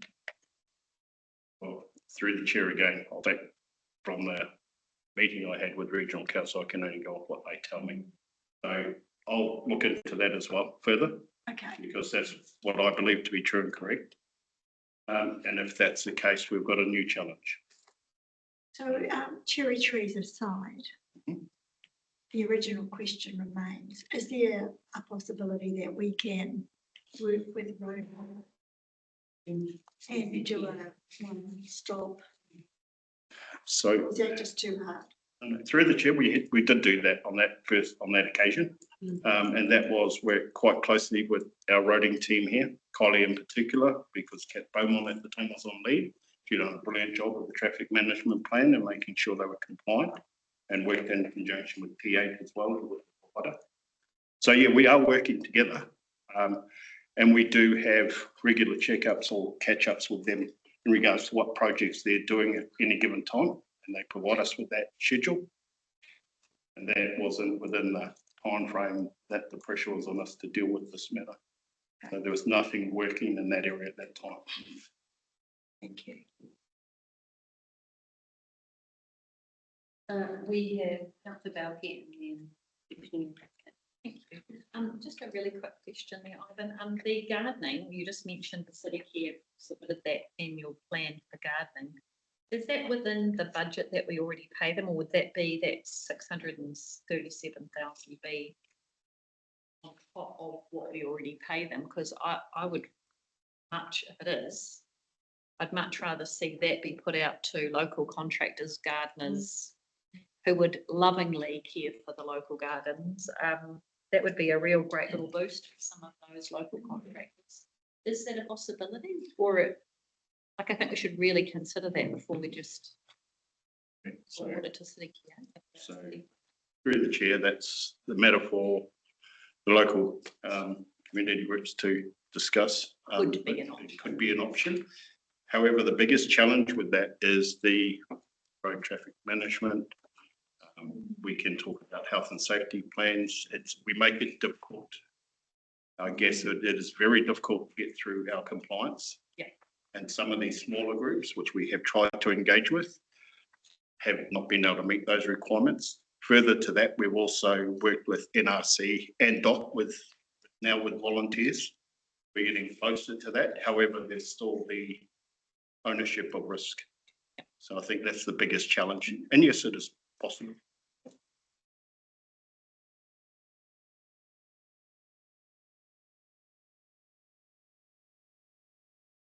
I was looking for the financials. There wasn't. On page 1. I wasn't sure, is this contract paid like out of the ward rate? Is it like separated per ward? This is how much you pay, just like for halls, for example, how it's ward rated? Or is it district wide, like how we pay for roading? So through the chair, it's ward rated. Ward rated. Yes. So if the Eastern Ward want to do 69 sites of gardening, they might have to pay almost $500,000 extra in their ward rate for the garden. Is there going to be a paper for us to decide that? So through the chair again, yes, that's why we take it to the community group in the first instance. Yeah. Okay. So when they've got the appetite for that additional spend, and bearing in mind that is an additional spend. I think the smart bins are really great, and we heard before you came in about the new meters for water using tech, and they've got an app, and so they can see, oh, you know, we've got a leak, got to go fix it. Steve has great ideas about tech. Have you guys had a meeting with Steve about using tech with the huge travel distances that the contractors would have to do to create efficiencies? You know, we've got the smart bins and they have an app. Madam Chair, yes, we have had those conversations. We have installed, I think, 18 people counters for various facilities, toilet facilities. Steve and I have talked about level readers, which he's in the process of ordering some. We're going to trial them out and see how we go. So yes, we have those conversations. We'd like to see every, shall we say, water tank, every, shall we say, sewage tank metered, so that we're actually getting decent data before it occurs. And where that's particularly of interest is somewhere like Haruru, where the tank is very small in those public toilets, and they constantly set an alarm off to cheer everyone up. It'd be nice to know sooner. So yes, we have looked at those and we're in progress. We hope to get those in the coming months to play with. And what about like cameras or things on the mowers?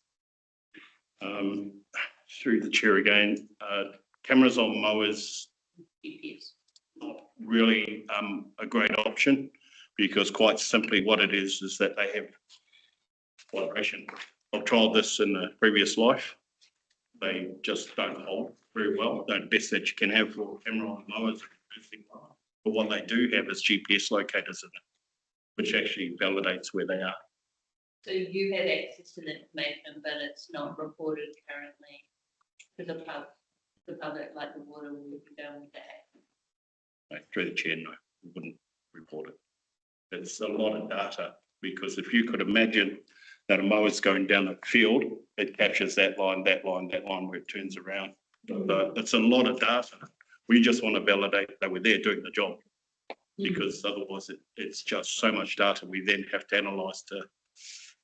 I've done that in the past just on methodology and improving methodology, but that's not my remit anymore. That's for the contractor. Okay, so thank you for your report. Any questions? No? Thank you. Through you, Madam Chair, thank you, Ivan, for a great report. Just request for service, I was interested to see that there was an increase in a month from 65 RFSs to 95, particularly in the Kirikiri Kaipara area. Anything driving that increase? So through the chair, it's a combination of tech ops auditing. It's through public, shall we say, queries as well, or requests, but it's mainly been auditing. That's driven those RFS numbers up. And just further question around the playground inspections. I think there was it 80 something maintenance issues found? How many of those issues remain outstanding? Through the chair, there's 7 total. There's 0 for playground maintenance. Oh, playground, sorry, 0. All done 30-30. That's cool. And just around the landscape renewal, the gardening, $600,000. What criteria will determine where that money is spent?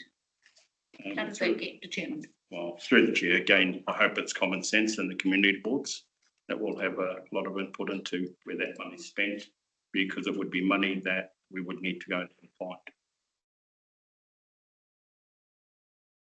Thank you. So again, just through the chair, with that plan, it is an obligation for them to show, from City Care to show improvements or suggestions.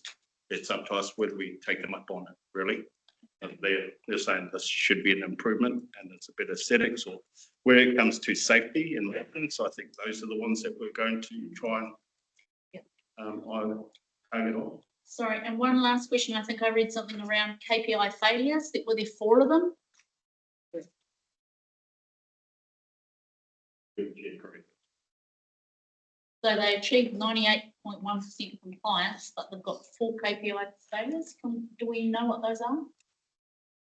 And how they're being actioned?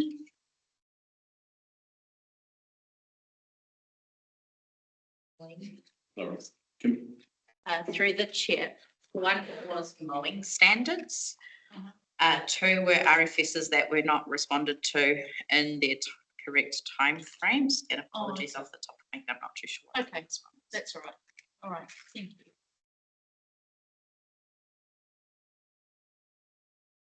Councillor Rapina. Enough for you, Ivan. And just going off some of the learnings from last year, we had those RFSs come to with the Hokianga walk tour about increasing the regularity of the mowing along that footpath. Have we had other instances, or are we prepared to increase the amount of time that area gets mowed within the year. So through the chair, you're talking in regards to the footpath and the slope. So again, we've come to realise that it is actually done twice as many times as stated by City Care. And this is simply because we've found that roading also managed that area. So we're actually getting double service that's not reported within the City Care scope, but it actually is getting done by roading. So these items that we're trying to align and say, is that us or is that you? And so, yeah, it's a fault economy. Yes, it is getting done twice as much is the answer. Yeah, so we're not going to hear any complaints from the Rawene community this coming spring.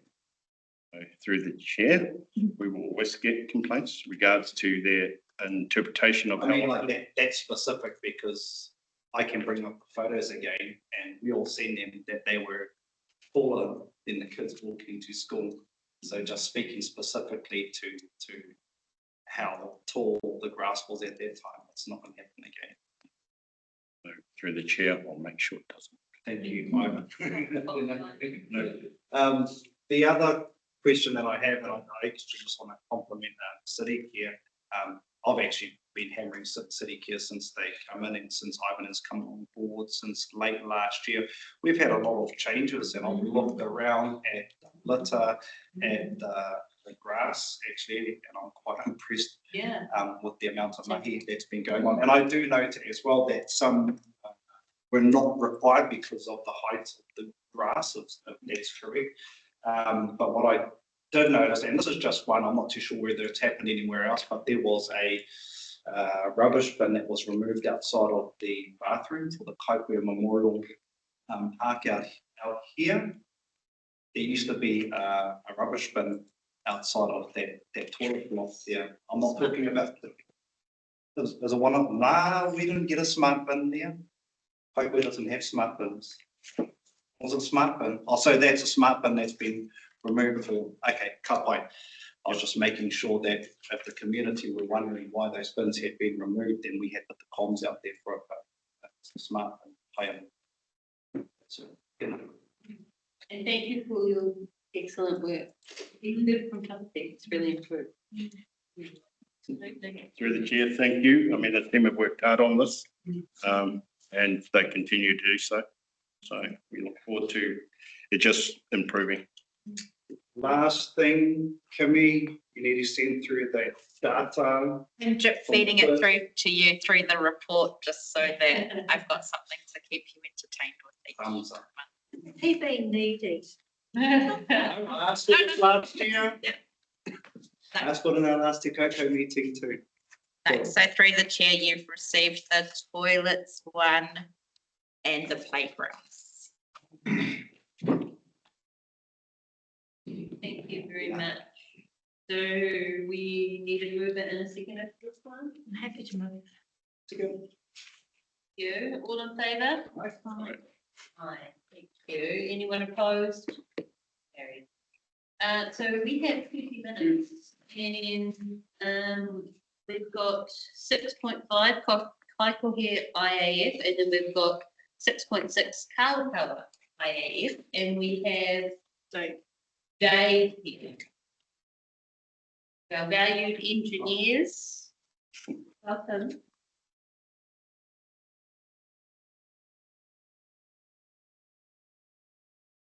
It's on page 32. 32 and 136.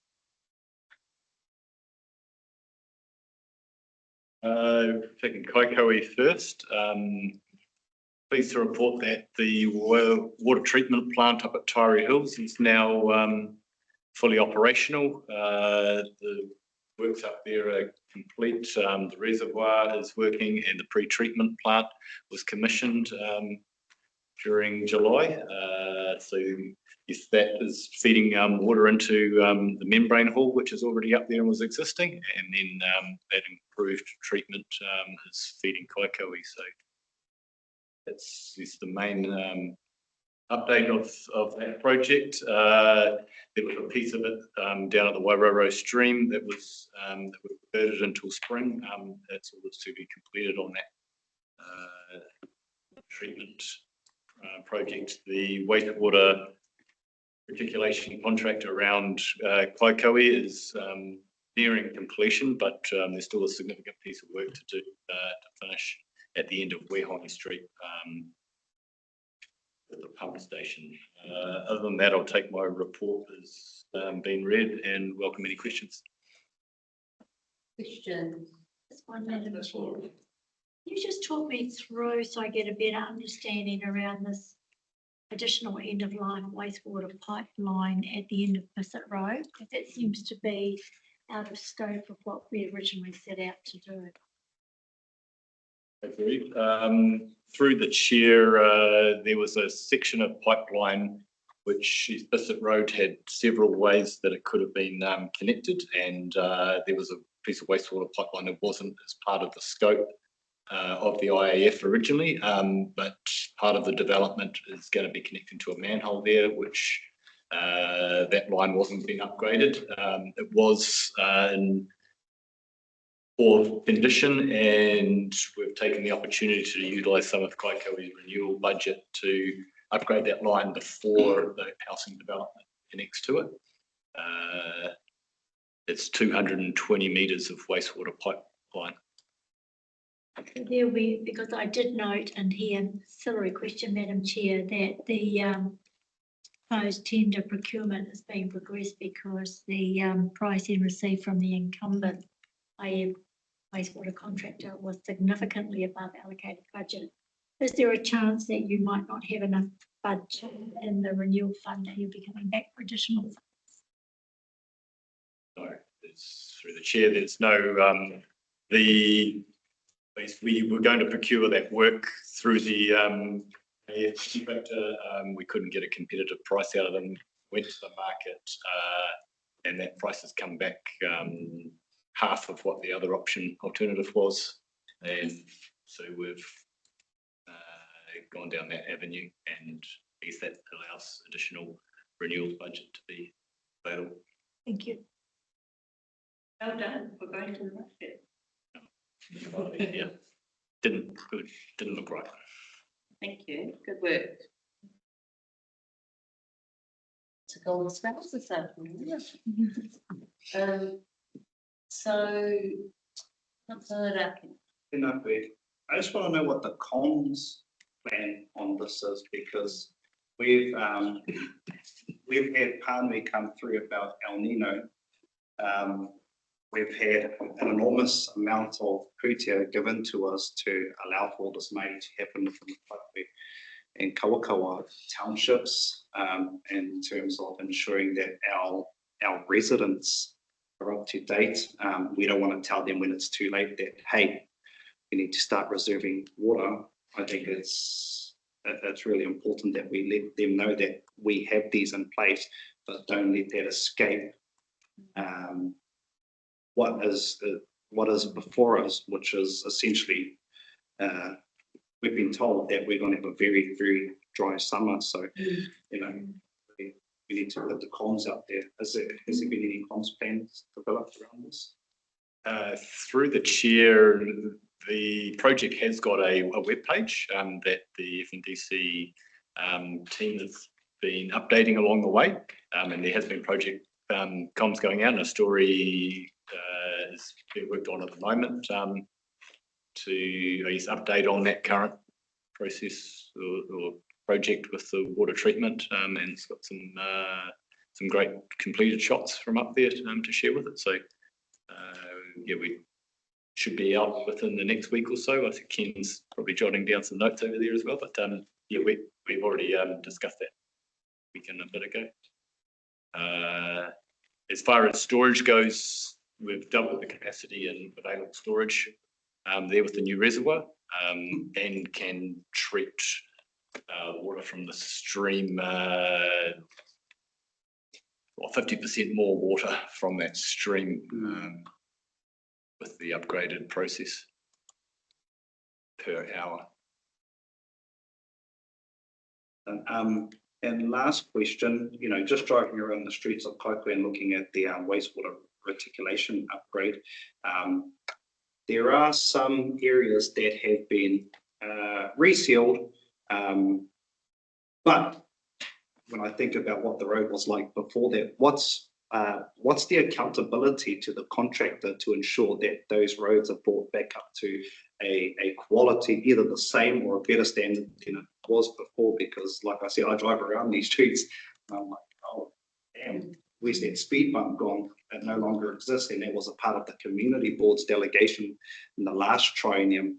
So when our roads are dug up, they need to be put back in place the way they were, or at an even better standard to that, and also taking into account that at Rankin Street there, Rankin Street down through to past Papa Hawaii, that road is getting smashed to bits because we have the big heavy logging trucks that come through there as well. And so there was a short period of time where it was quite dangerous for some of our smaller vehicles to be using that road as well. So just needing to know, how are we ensuring that the contractors are accountable to making sure that our roads are safe while works carry on?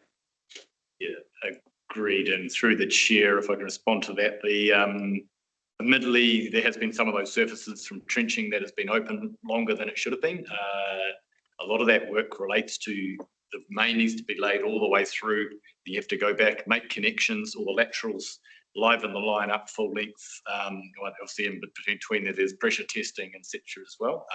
Some of those lines with the length of them, the duration of those trenches being open, and some of them, in hindsight, we should have forced a temporary seal to be put down, but the program didn't quite indicate the length at the time. The good news is that there's membrane seals going on the likes of the last of Rankin and Recreation today and the end of Wehongi, the significant ones, and the AC crew is scheduled to come tomorrow, which will surface those trenches. If there's, the contract has got a reinstatement like for like within there, or we specify what the surfacing is. If there's a speed bump that's missing, that should go back in. I'm not familiar with where that actually is missing. There's Bisset Road, there's one along Papa Hawaii as well.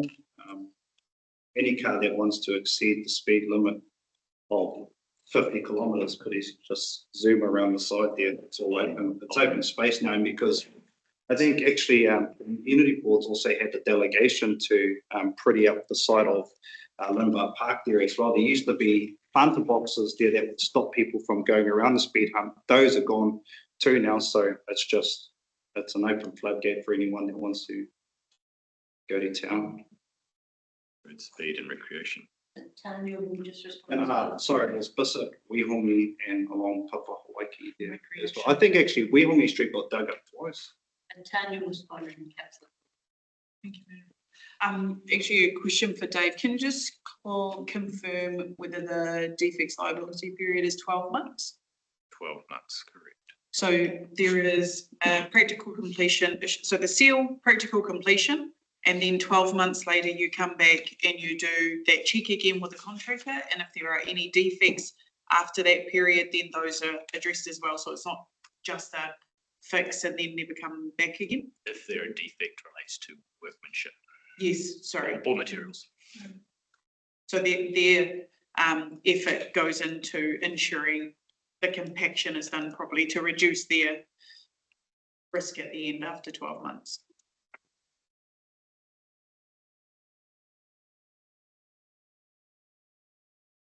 So we can set reporting back on this maybe. Action. Thank you. Madam Chair. I have an RFS, live RFS for Koukou Community Board and local board councillors to lead a integrated traffic management plan for Koukou, which stemmed from a request for a roundabout at the intersection of Mangakahia Road. That has now extended to include intersection, I can't remember its name, G3 Harbour Street, is it? Because of the impact of the new civic hump. And now it didn't occur to me before, it just occurred to me now, so apologies for that, Tamati, but we're going to have 365 new homes for 10 traffic movements a day, which is what our district plan prescribes per lot. That's going to put significant pressure on the existing network. I just wanted to raise that to make sure that it doesn't get lost in the ether, that someone picks it up. Unfortunately, our project lead at NZTA has been disestablished, so we're going to have to find a new project lead.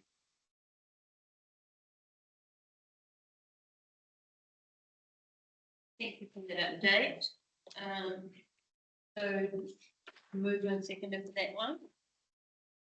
Oh, Committee and Deputy Reckon, all in favour? Any opposed? Carried. So 6.6, Jane, you can stay right there. This is Kawa IE. Dave. Oh. Didn't sound like that. David? Yeah. That's all right. Just so far away. Closer. So are you able to speak to this one? Because there's Correct. more detail on this one. Yeah, Kawa IF, the main updates there is that the title, property title from Ngāti Hiri, confirming that they've purchased the land on Greenacres has been received and sent to the funder. The appeal period is finished, closed on the 12th.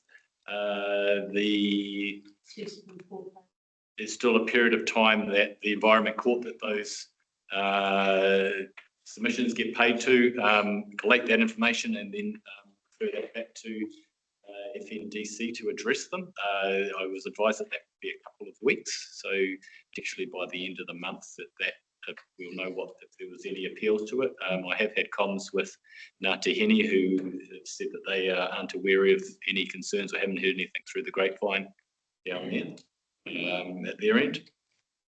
The other update is the water treatment plant at the end of Toots Road in Koukou is out for market now.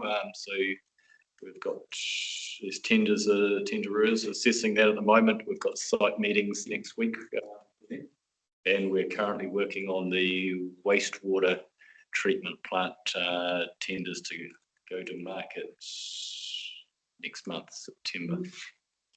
Other than that, I will take my report as read again and open for any questions. I have questions about this one, and in particular about accessing the funding that NIFF, the claims to NIFF. Yes. So we're waiting, so the contract has been awarded for water, but we're waiting to raise the claim to get the money from the central government, essentially. And then they've raised concerns about the wastewater treatment plant budget as well. No? And then further down the page, under key risks, the very bottom of the page at 137, it talks about the key risks for the special conditions to satisfy NIFF, or about decoupling of projects with, special conditions. Are you able to speak to that a bit more? Because essentially, if we don't get the money from NIFF, then I'm not sure about progressing this project.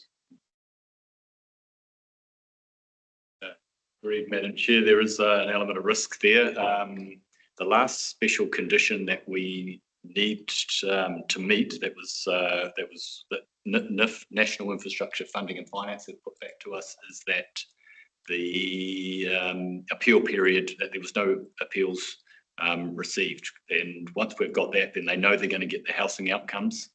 And that's really what the project is around, enabling housing. So they just want to make sure that the houses can be built on that land, and then they're going to approve those, that last special condition.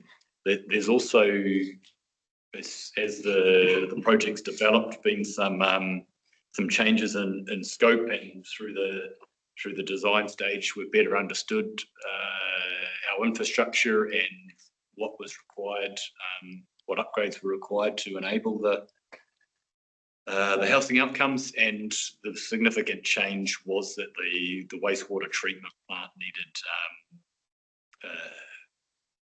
a replacement rather than the upgrade that was initially proposed.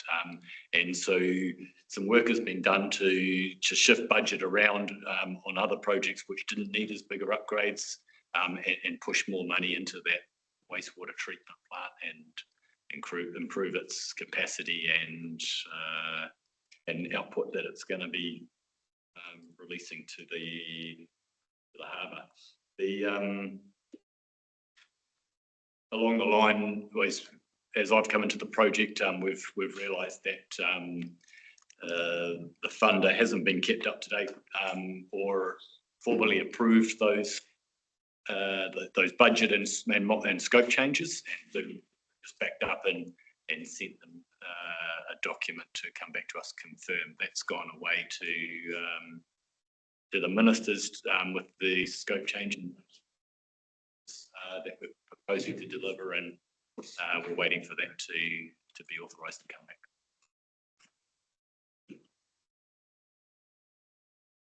Through the chair, just Dave, we were talking about that last week. You're not anticipating any risk with that? It is out of our hands.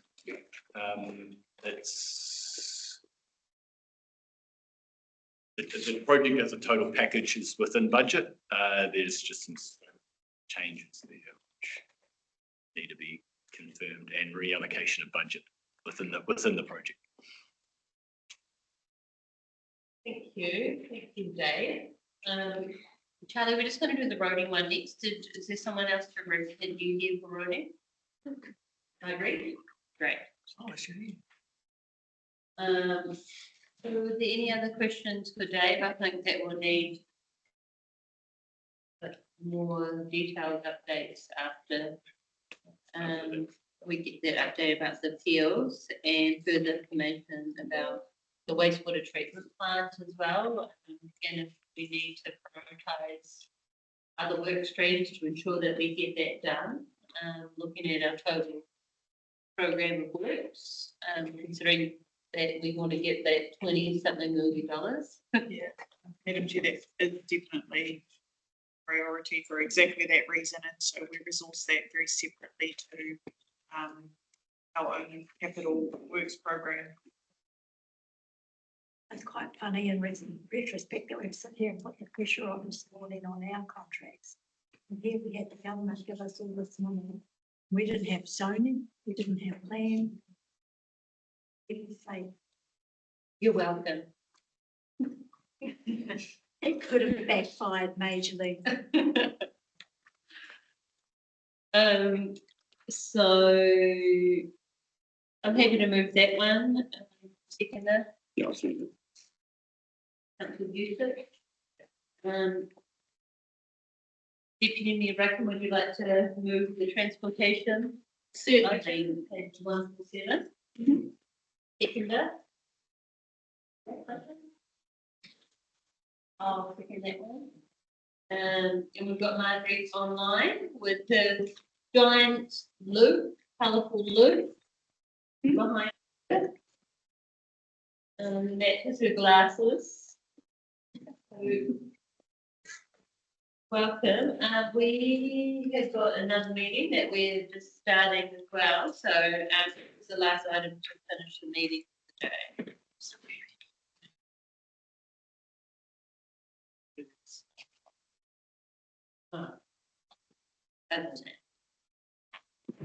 So Margaret, did you speak to this?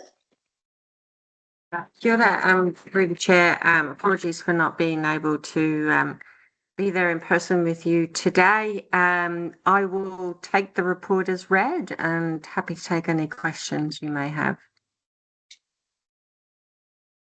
Thank you. We also, I'm not sure if you can see, that is here next to me as well. The Kingsley. Can you see him? He's in the room as well. The cameras are so far away, you can't see, yes. The question. Everyone. I just have a question, Madam Chair. Kia ora Marguerite, just around the Hokianga ferry service, I see that there's only been one event where the ferry couldn't operate. But I think Councillor Arkin raised this before, just around the maintenance of the ferry. I'm thinking, is this the right place to raise this? What are the plans for the maintenance of the ferry to ensure that our whānau on the north side of Hokianga aren't cut off from essential services like the hospital and clinics? We've got, I've got Matt Richardson, who's recently joined us. He is working on that, and he is preparing a report to come to you on that one.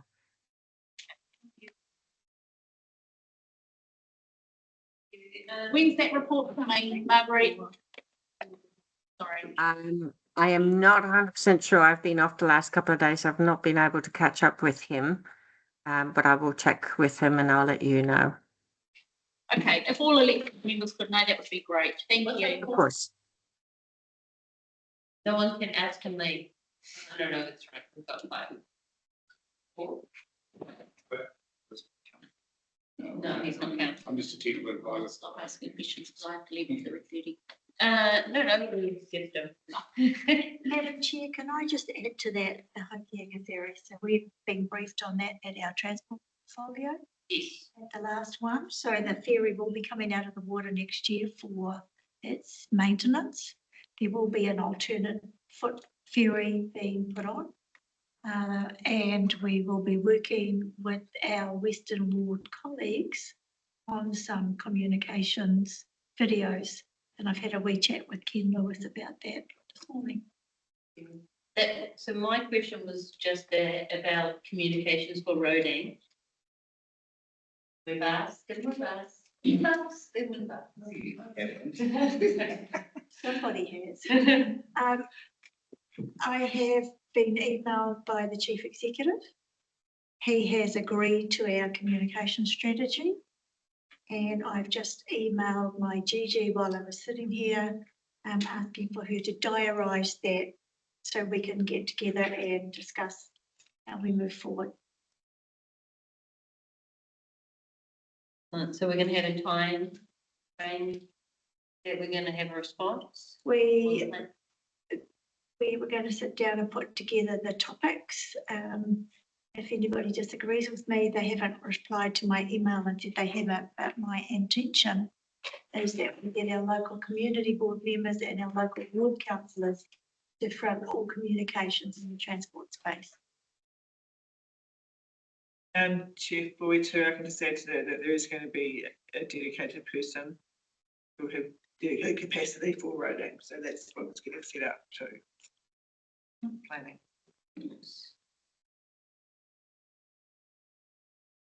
So that, Can I just clarify? So is the ferry coming up for maintenance next year? Next year. 2027? Yeah. And there will be a foot ferry made available? Yes. When we had, when this contract came back to us for consideration, myself, actually, the majority of us, especially Kahika Moko Tepania, had advocated and had put the pressure on to ensure that a vehicle ferry was made available during that maintenance period. With the rise and costs with just about everything, including fuel, we're now expecting either the North Hokianga or the South Hokianga residents to drive right around just to get to, for example, if you have to drive from Te Rangi or Mitimiti, or Whangape, or Pawarenga, you have to drive all the way to the hospital in Rawene. One route would be from Mitimiti through to, I'm going to go through to Manamoka, which you might as well go back up to Kaitaia Hospital, but then you would have to register with Kaitaia Hospital. Some people don't have internet connection. Some are elderly, so they don't know how to work out an internet connection. They've already got a dedicated doctor or nurse that they've worked with for how long at Rawene, at the Hokianga Hospital. So you'd have to come through Manamoka, then you'd have to come back through, you could probably come through Porike, cut through to Tahike, and then you would have to turn right at Tahike Junction to go back towards Rawene, which is another 35 minutes. So what? Is there going to be a foot ferry or a car ferry? We have been assured that when this Te Kohura Tuarua comes out of the waterfall, its maintenance, that it would be replaced by a car ferry, but I'm hearing a different story now. I'm just giving you feedback Thank from you. our meeting, and we have asked the question, and the feedback I got, and we probably really need to wait for the staff report because I'm not a subject expert. It's not like there's a whole bunch of car ferries sitting around in New Zealand not doing anything. You have to get it to the Hokianga. Yeah. And there are some logistics around seaworthiness in the open ocean and getting it across the bar, whereas we can manage a foot ferry. That is the answers I've been given to date. And if any of that changes, that will come through in the report, I'm sure. So I'd wait for the report, just don't take my word for it.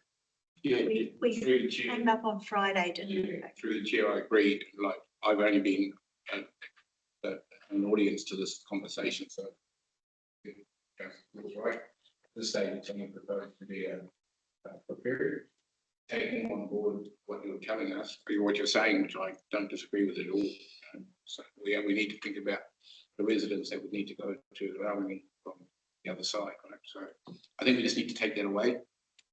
There are some logistical issues, I understand, getting ferry, if there was one available, around North across the bar. But I'll just take it away. I'm just a messenger in this case. I don't quite understand. It's just crazy because we had specifically asked for that. And I mean, if we, early on, we talked about what are some of the learnings that we can take from the increase of a contract value in terms of a contingency fee. Are we talking about learnings? This was the major feedback that we had from those residents during the last training. This was the number one feedback that we had from those residents, even outside of that maintenance period. But we're gonna do it again. It's just, it's really hard. And unless you live in those conditions and those roads are really treacherous, Understood. Yeah. Well, I can reiterate, is we can ask for another ferry, but there might not be another one in the whole country. We just don't know. But we're not asking, we didn't just ask, today. We asked a long time ago. We asked at the last triennium. We had asked when this contract come back up for tender.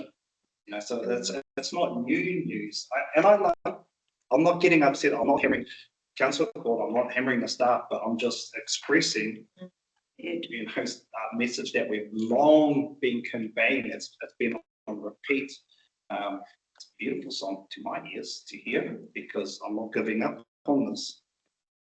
But I'm mainly concerned in one month. Just a total for that, Madam Chair, part of the concern the last time that the ferry was taken out of the water for maintenance purposes, I believe it was out of the water for approximately 6 to 8 weeks longer than it was intended to be. So that put additional pressure on community members. Thank you. So we just know it's not just the ferry extraction time. So certainly, Vic and I'll take that feedback back, but it would be helpful if, and I know it's not working working for you, Councillor Foy, and that doesn't always work for you because it's pick up, but if you can get to the portfolio meeting, I would really appreciate it. Can I choose a different time? No. So I had some questions on that. I had some questions about reporting. When are we going to see the change in reporting? This is how it used to be reported. This is the last time. Yes, that's correct. So through the chair, we're underway aligning all the data that we're getting from multiple data sources. That will allow us to provide a more accurate and consistent reporting, and that is work that is currently in progress. I'm not necessarily comfortable committing to a specific time frame and disappoint you, but we are definitely underway on making sure that we are able to assess the data and then start bringing it in so we can get a consistent report through to you. Okay. Okay. Particularly around what's it called, the flying squads. Around Find and fix. Find and fix. There's lots of different things that we need reporting on and how it's working or not. And the per kilometre paying for grading, per cubic metre for bottles, etc. One other thing, Madam Chair, if I may, I've been pushing quite hard for the workshops to start. Yes. So I had hoped to have the dust one today, but they couldn't quite get all the data together, and I'm very conscious that the team are working extreme hours. Margaret knows if any more weight, we won't be able to see it. So we pushed that out, but I do need the GGs to start diarising these. Because we had a gap this afternoon, but it was taken up by Te Koikoia. So I want to get the workshops going, and dust is critical because a decision needs to be made for the contracts before Christmas. So we can just note that for our agenda to catch up, we'll just block out the whole time. And so this meeting will just fly into workshop. Thank you. So we're ready to move to seconded. So all in favour? Anyone opposed? Carried. Thank you. Thank you, Margaret. Okay, Brown. We will now move into public exclusion just for the minutes. Maybe before we go to that, Madam Chair, I was going to give a very quick update on capital works. Okay. So the report, we only operations, and we apologise that it wasn't a written capital report. The endeavour will be to get that in play.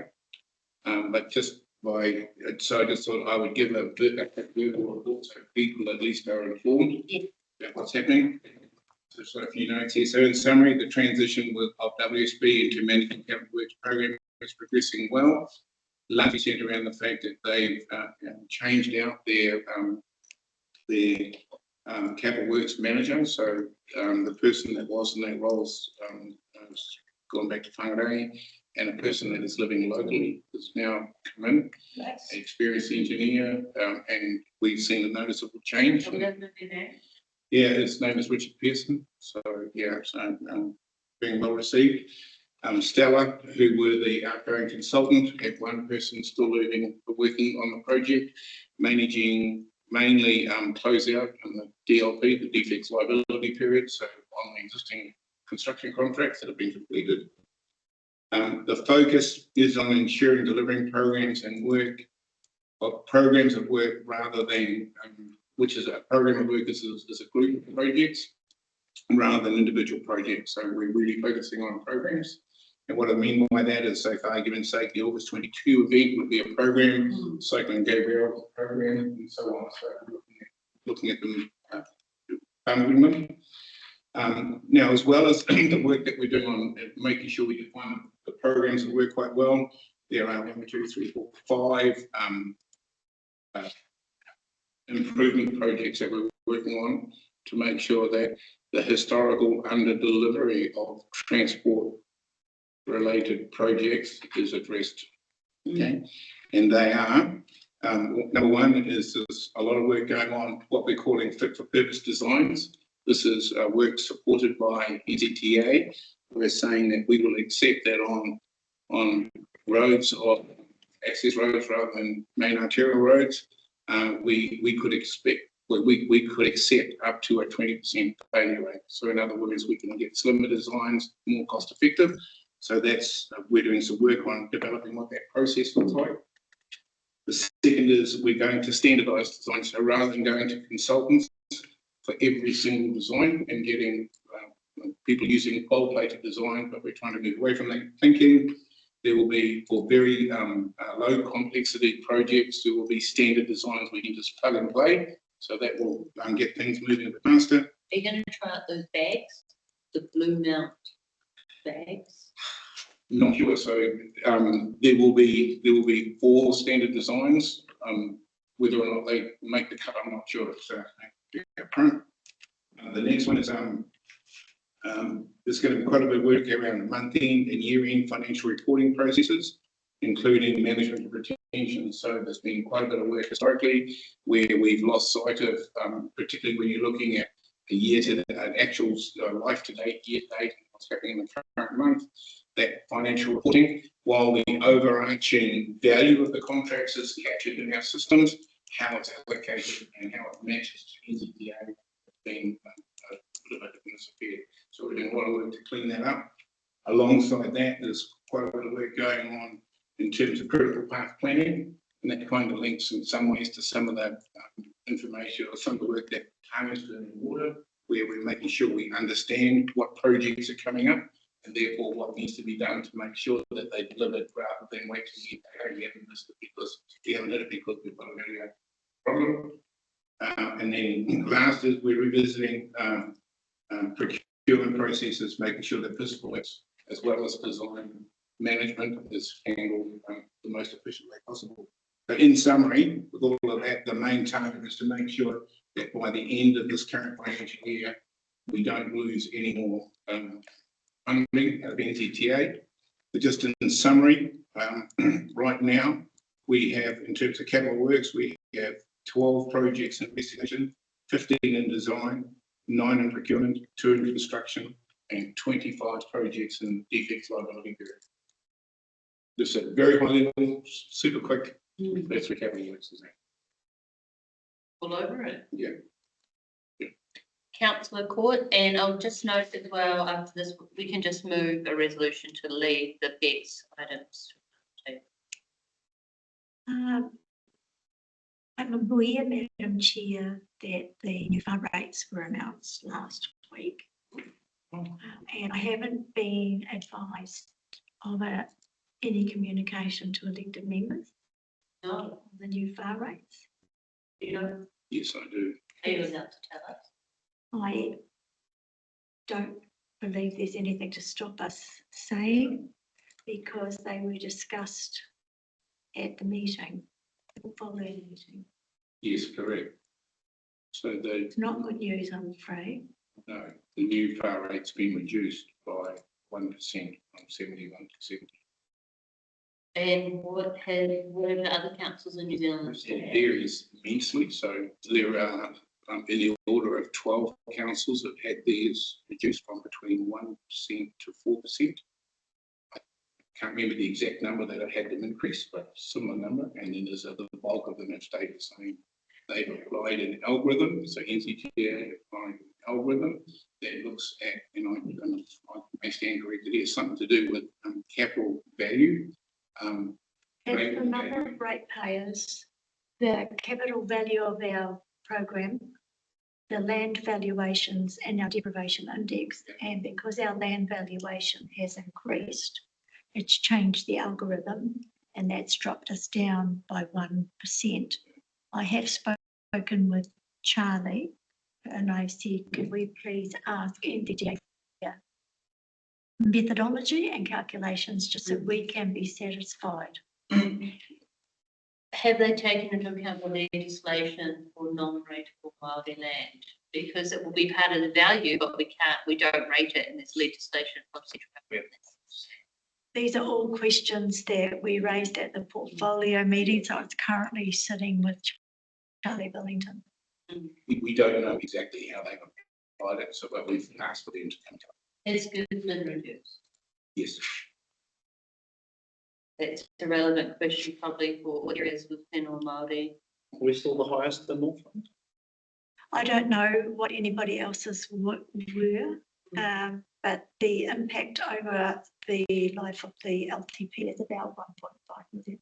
The first question I asked was, have Gisborne gone down? Yes. That was my first question, and they have. And was there 1% as well? Yes. We do need to receive a formal report and discuss the rating impact. I think that now that that's been released, I think we need to speak to the Gisborne Council.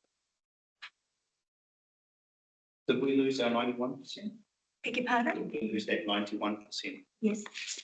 But that 91%, that 91 cents we lost was only on the value of the emergency works that were covered away. It's not everything. Yeah. I don't need any action from anybody today. It's just a matter of being fully transparent and sharing with everybody what I know. And I would anticipate a formal report from the organisation to Koukou in due course. So in your summary, you mentioned, what was it, the incomplete projects? What was the last line that you? Defect liability period. Defect liability period. So and how many projects were in there? 26. 26 were in there. Yeah. Is Pangape and Pamaru a part of that? I'd have to check. Yeah. Check. Should be a. Yeah, probably are. Yeah, absolutely. Yeah. Okay. Thank you. Um, Myself and Tan went out the other weekend. I'm still waiting for a full report from within council on what happened there from beginning to end. Charlie has sent me an email, but it's got nothing. It's a Kiwi, it's a flightless bird. So my understanding is some work has been done on that. I'm just not sure what it's at. The info. So I've had it over and seconded. Thank you very much for your report. It's really helpful. And we'll pass on that information about the fire rate to our mayor and other councillors. And that's been moved and seconded. All in favour? Aye. Opposed? Carried. I'd like to move that we let the PX agenda lie on the table for minutes. So wait a second. Previous PX minutes. Yeah. That would be PX agenda, so we can. Do I need to move it, motion to let it on the table or just not move it? Resolution that the meeting of the Koukou Committee Prepares for Infrastructure be adjourned and the remaining item 7.1 information of previous minutes are included be left to the secretary. So I'll move that the meeting be not adjourned, but will just to be finished. And that we will leave the PX minutes to lie on the table for the next meeting. Do I have a second now? And all in favour? Aye. Any opposed? Carried. So that brings us to the conclusion of our meeting today. We have another meeting following this. So we will move to that. I think it's the red 44 hour, all the members that are part of that. And so we'll have our co-marshal come to close our meeting for the day. Te tapu ana kōrero kairihia ki ngā pātū o tō tātou whare kōrero haumi hui e. Mahi, thank you, and thank you to well, the in the. What is it? Where are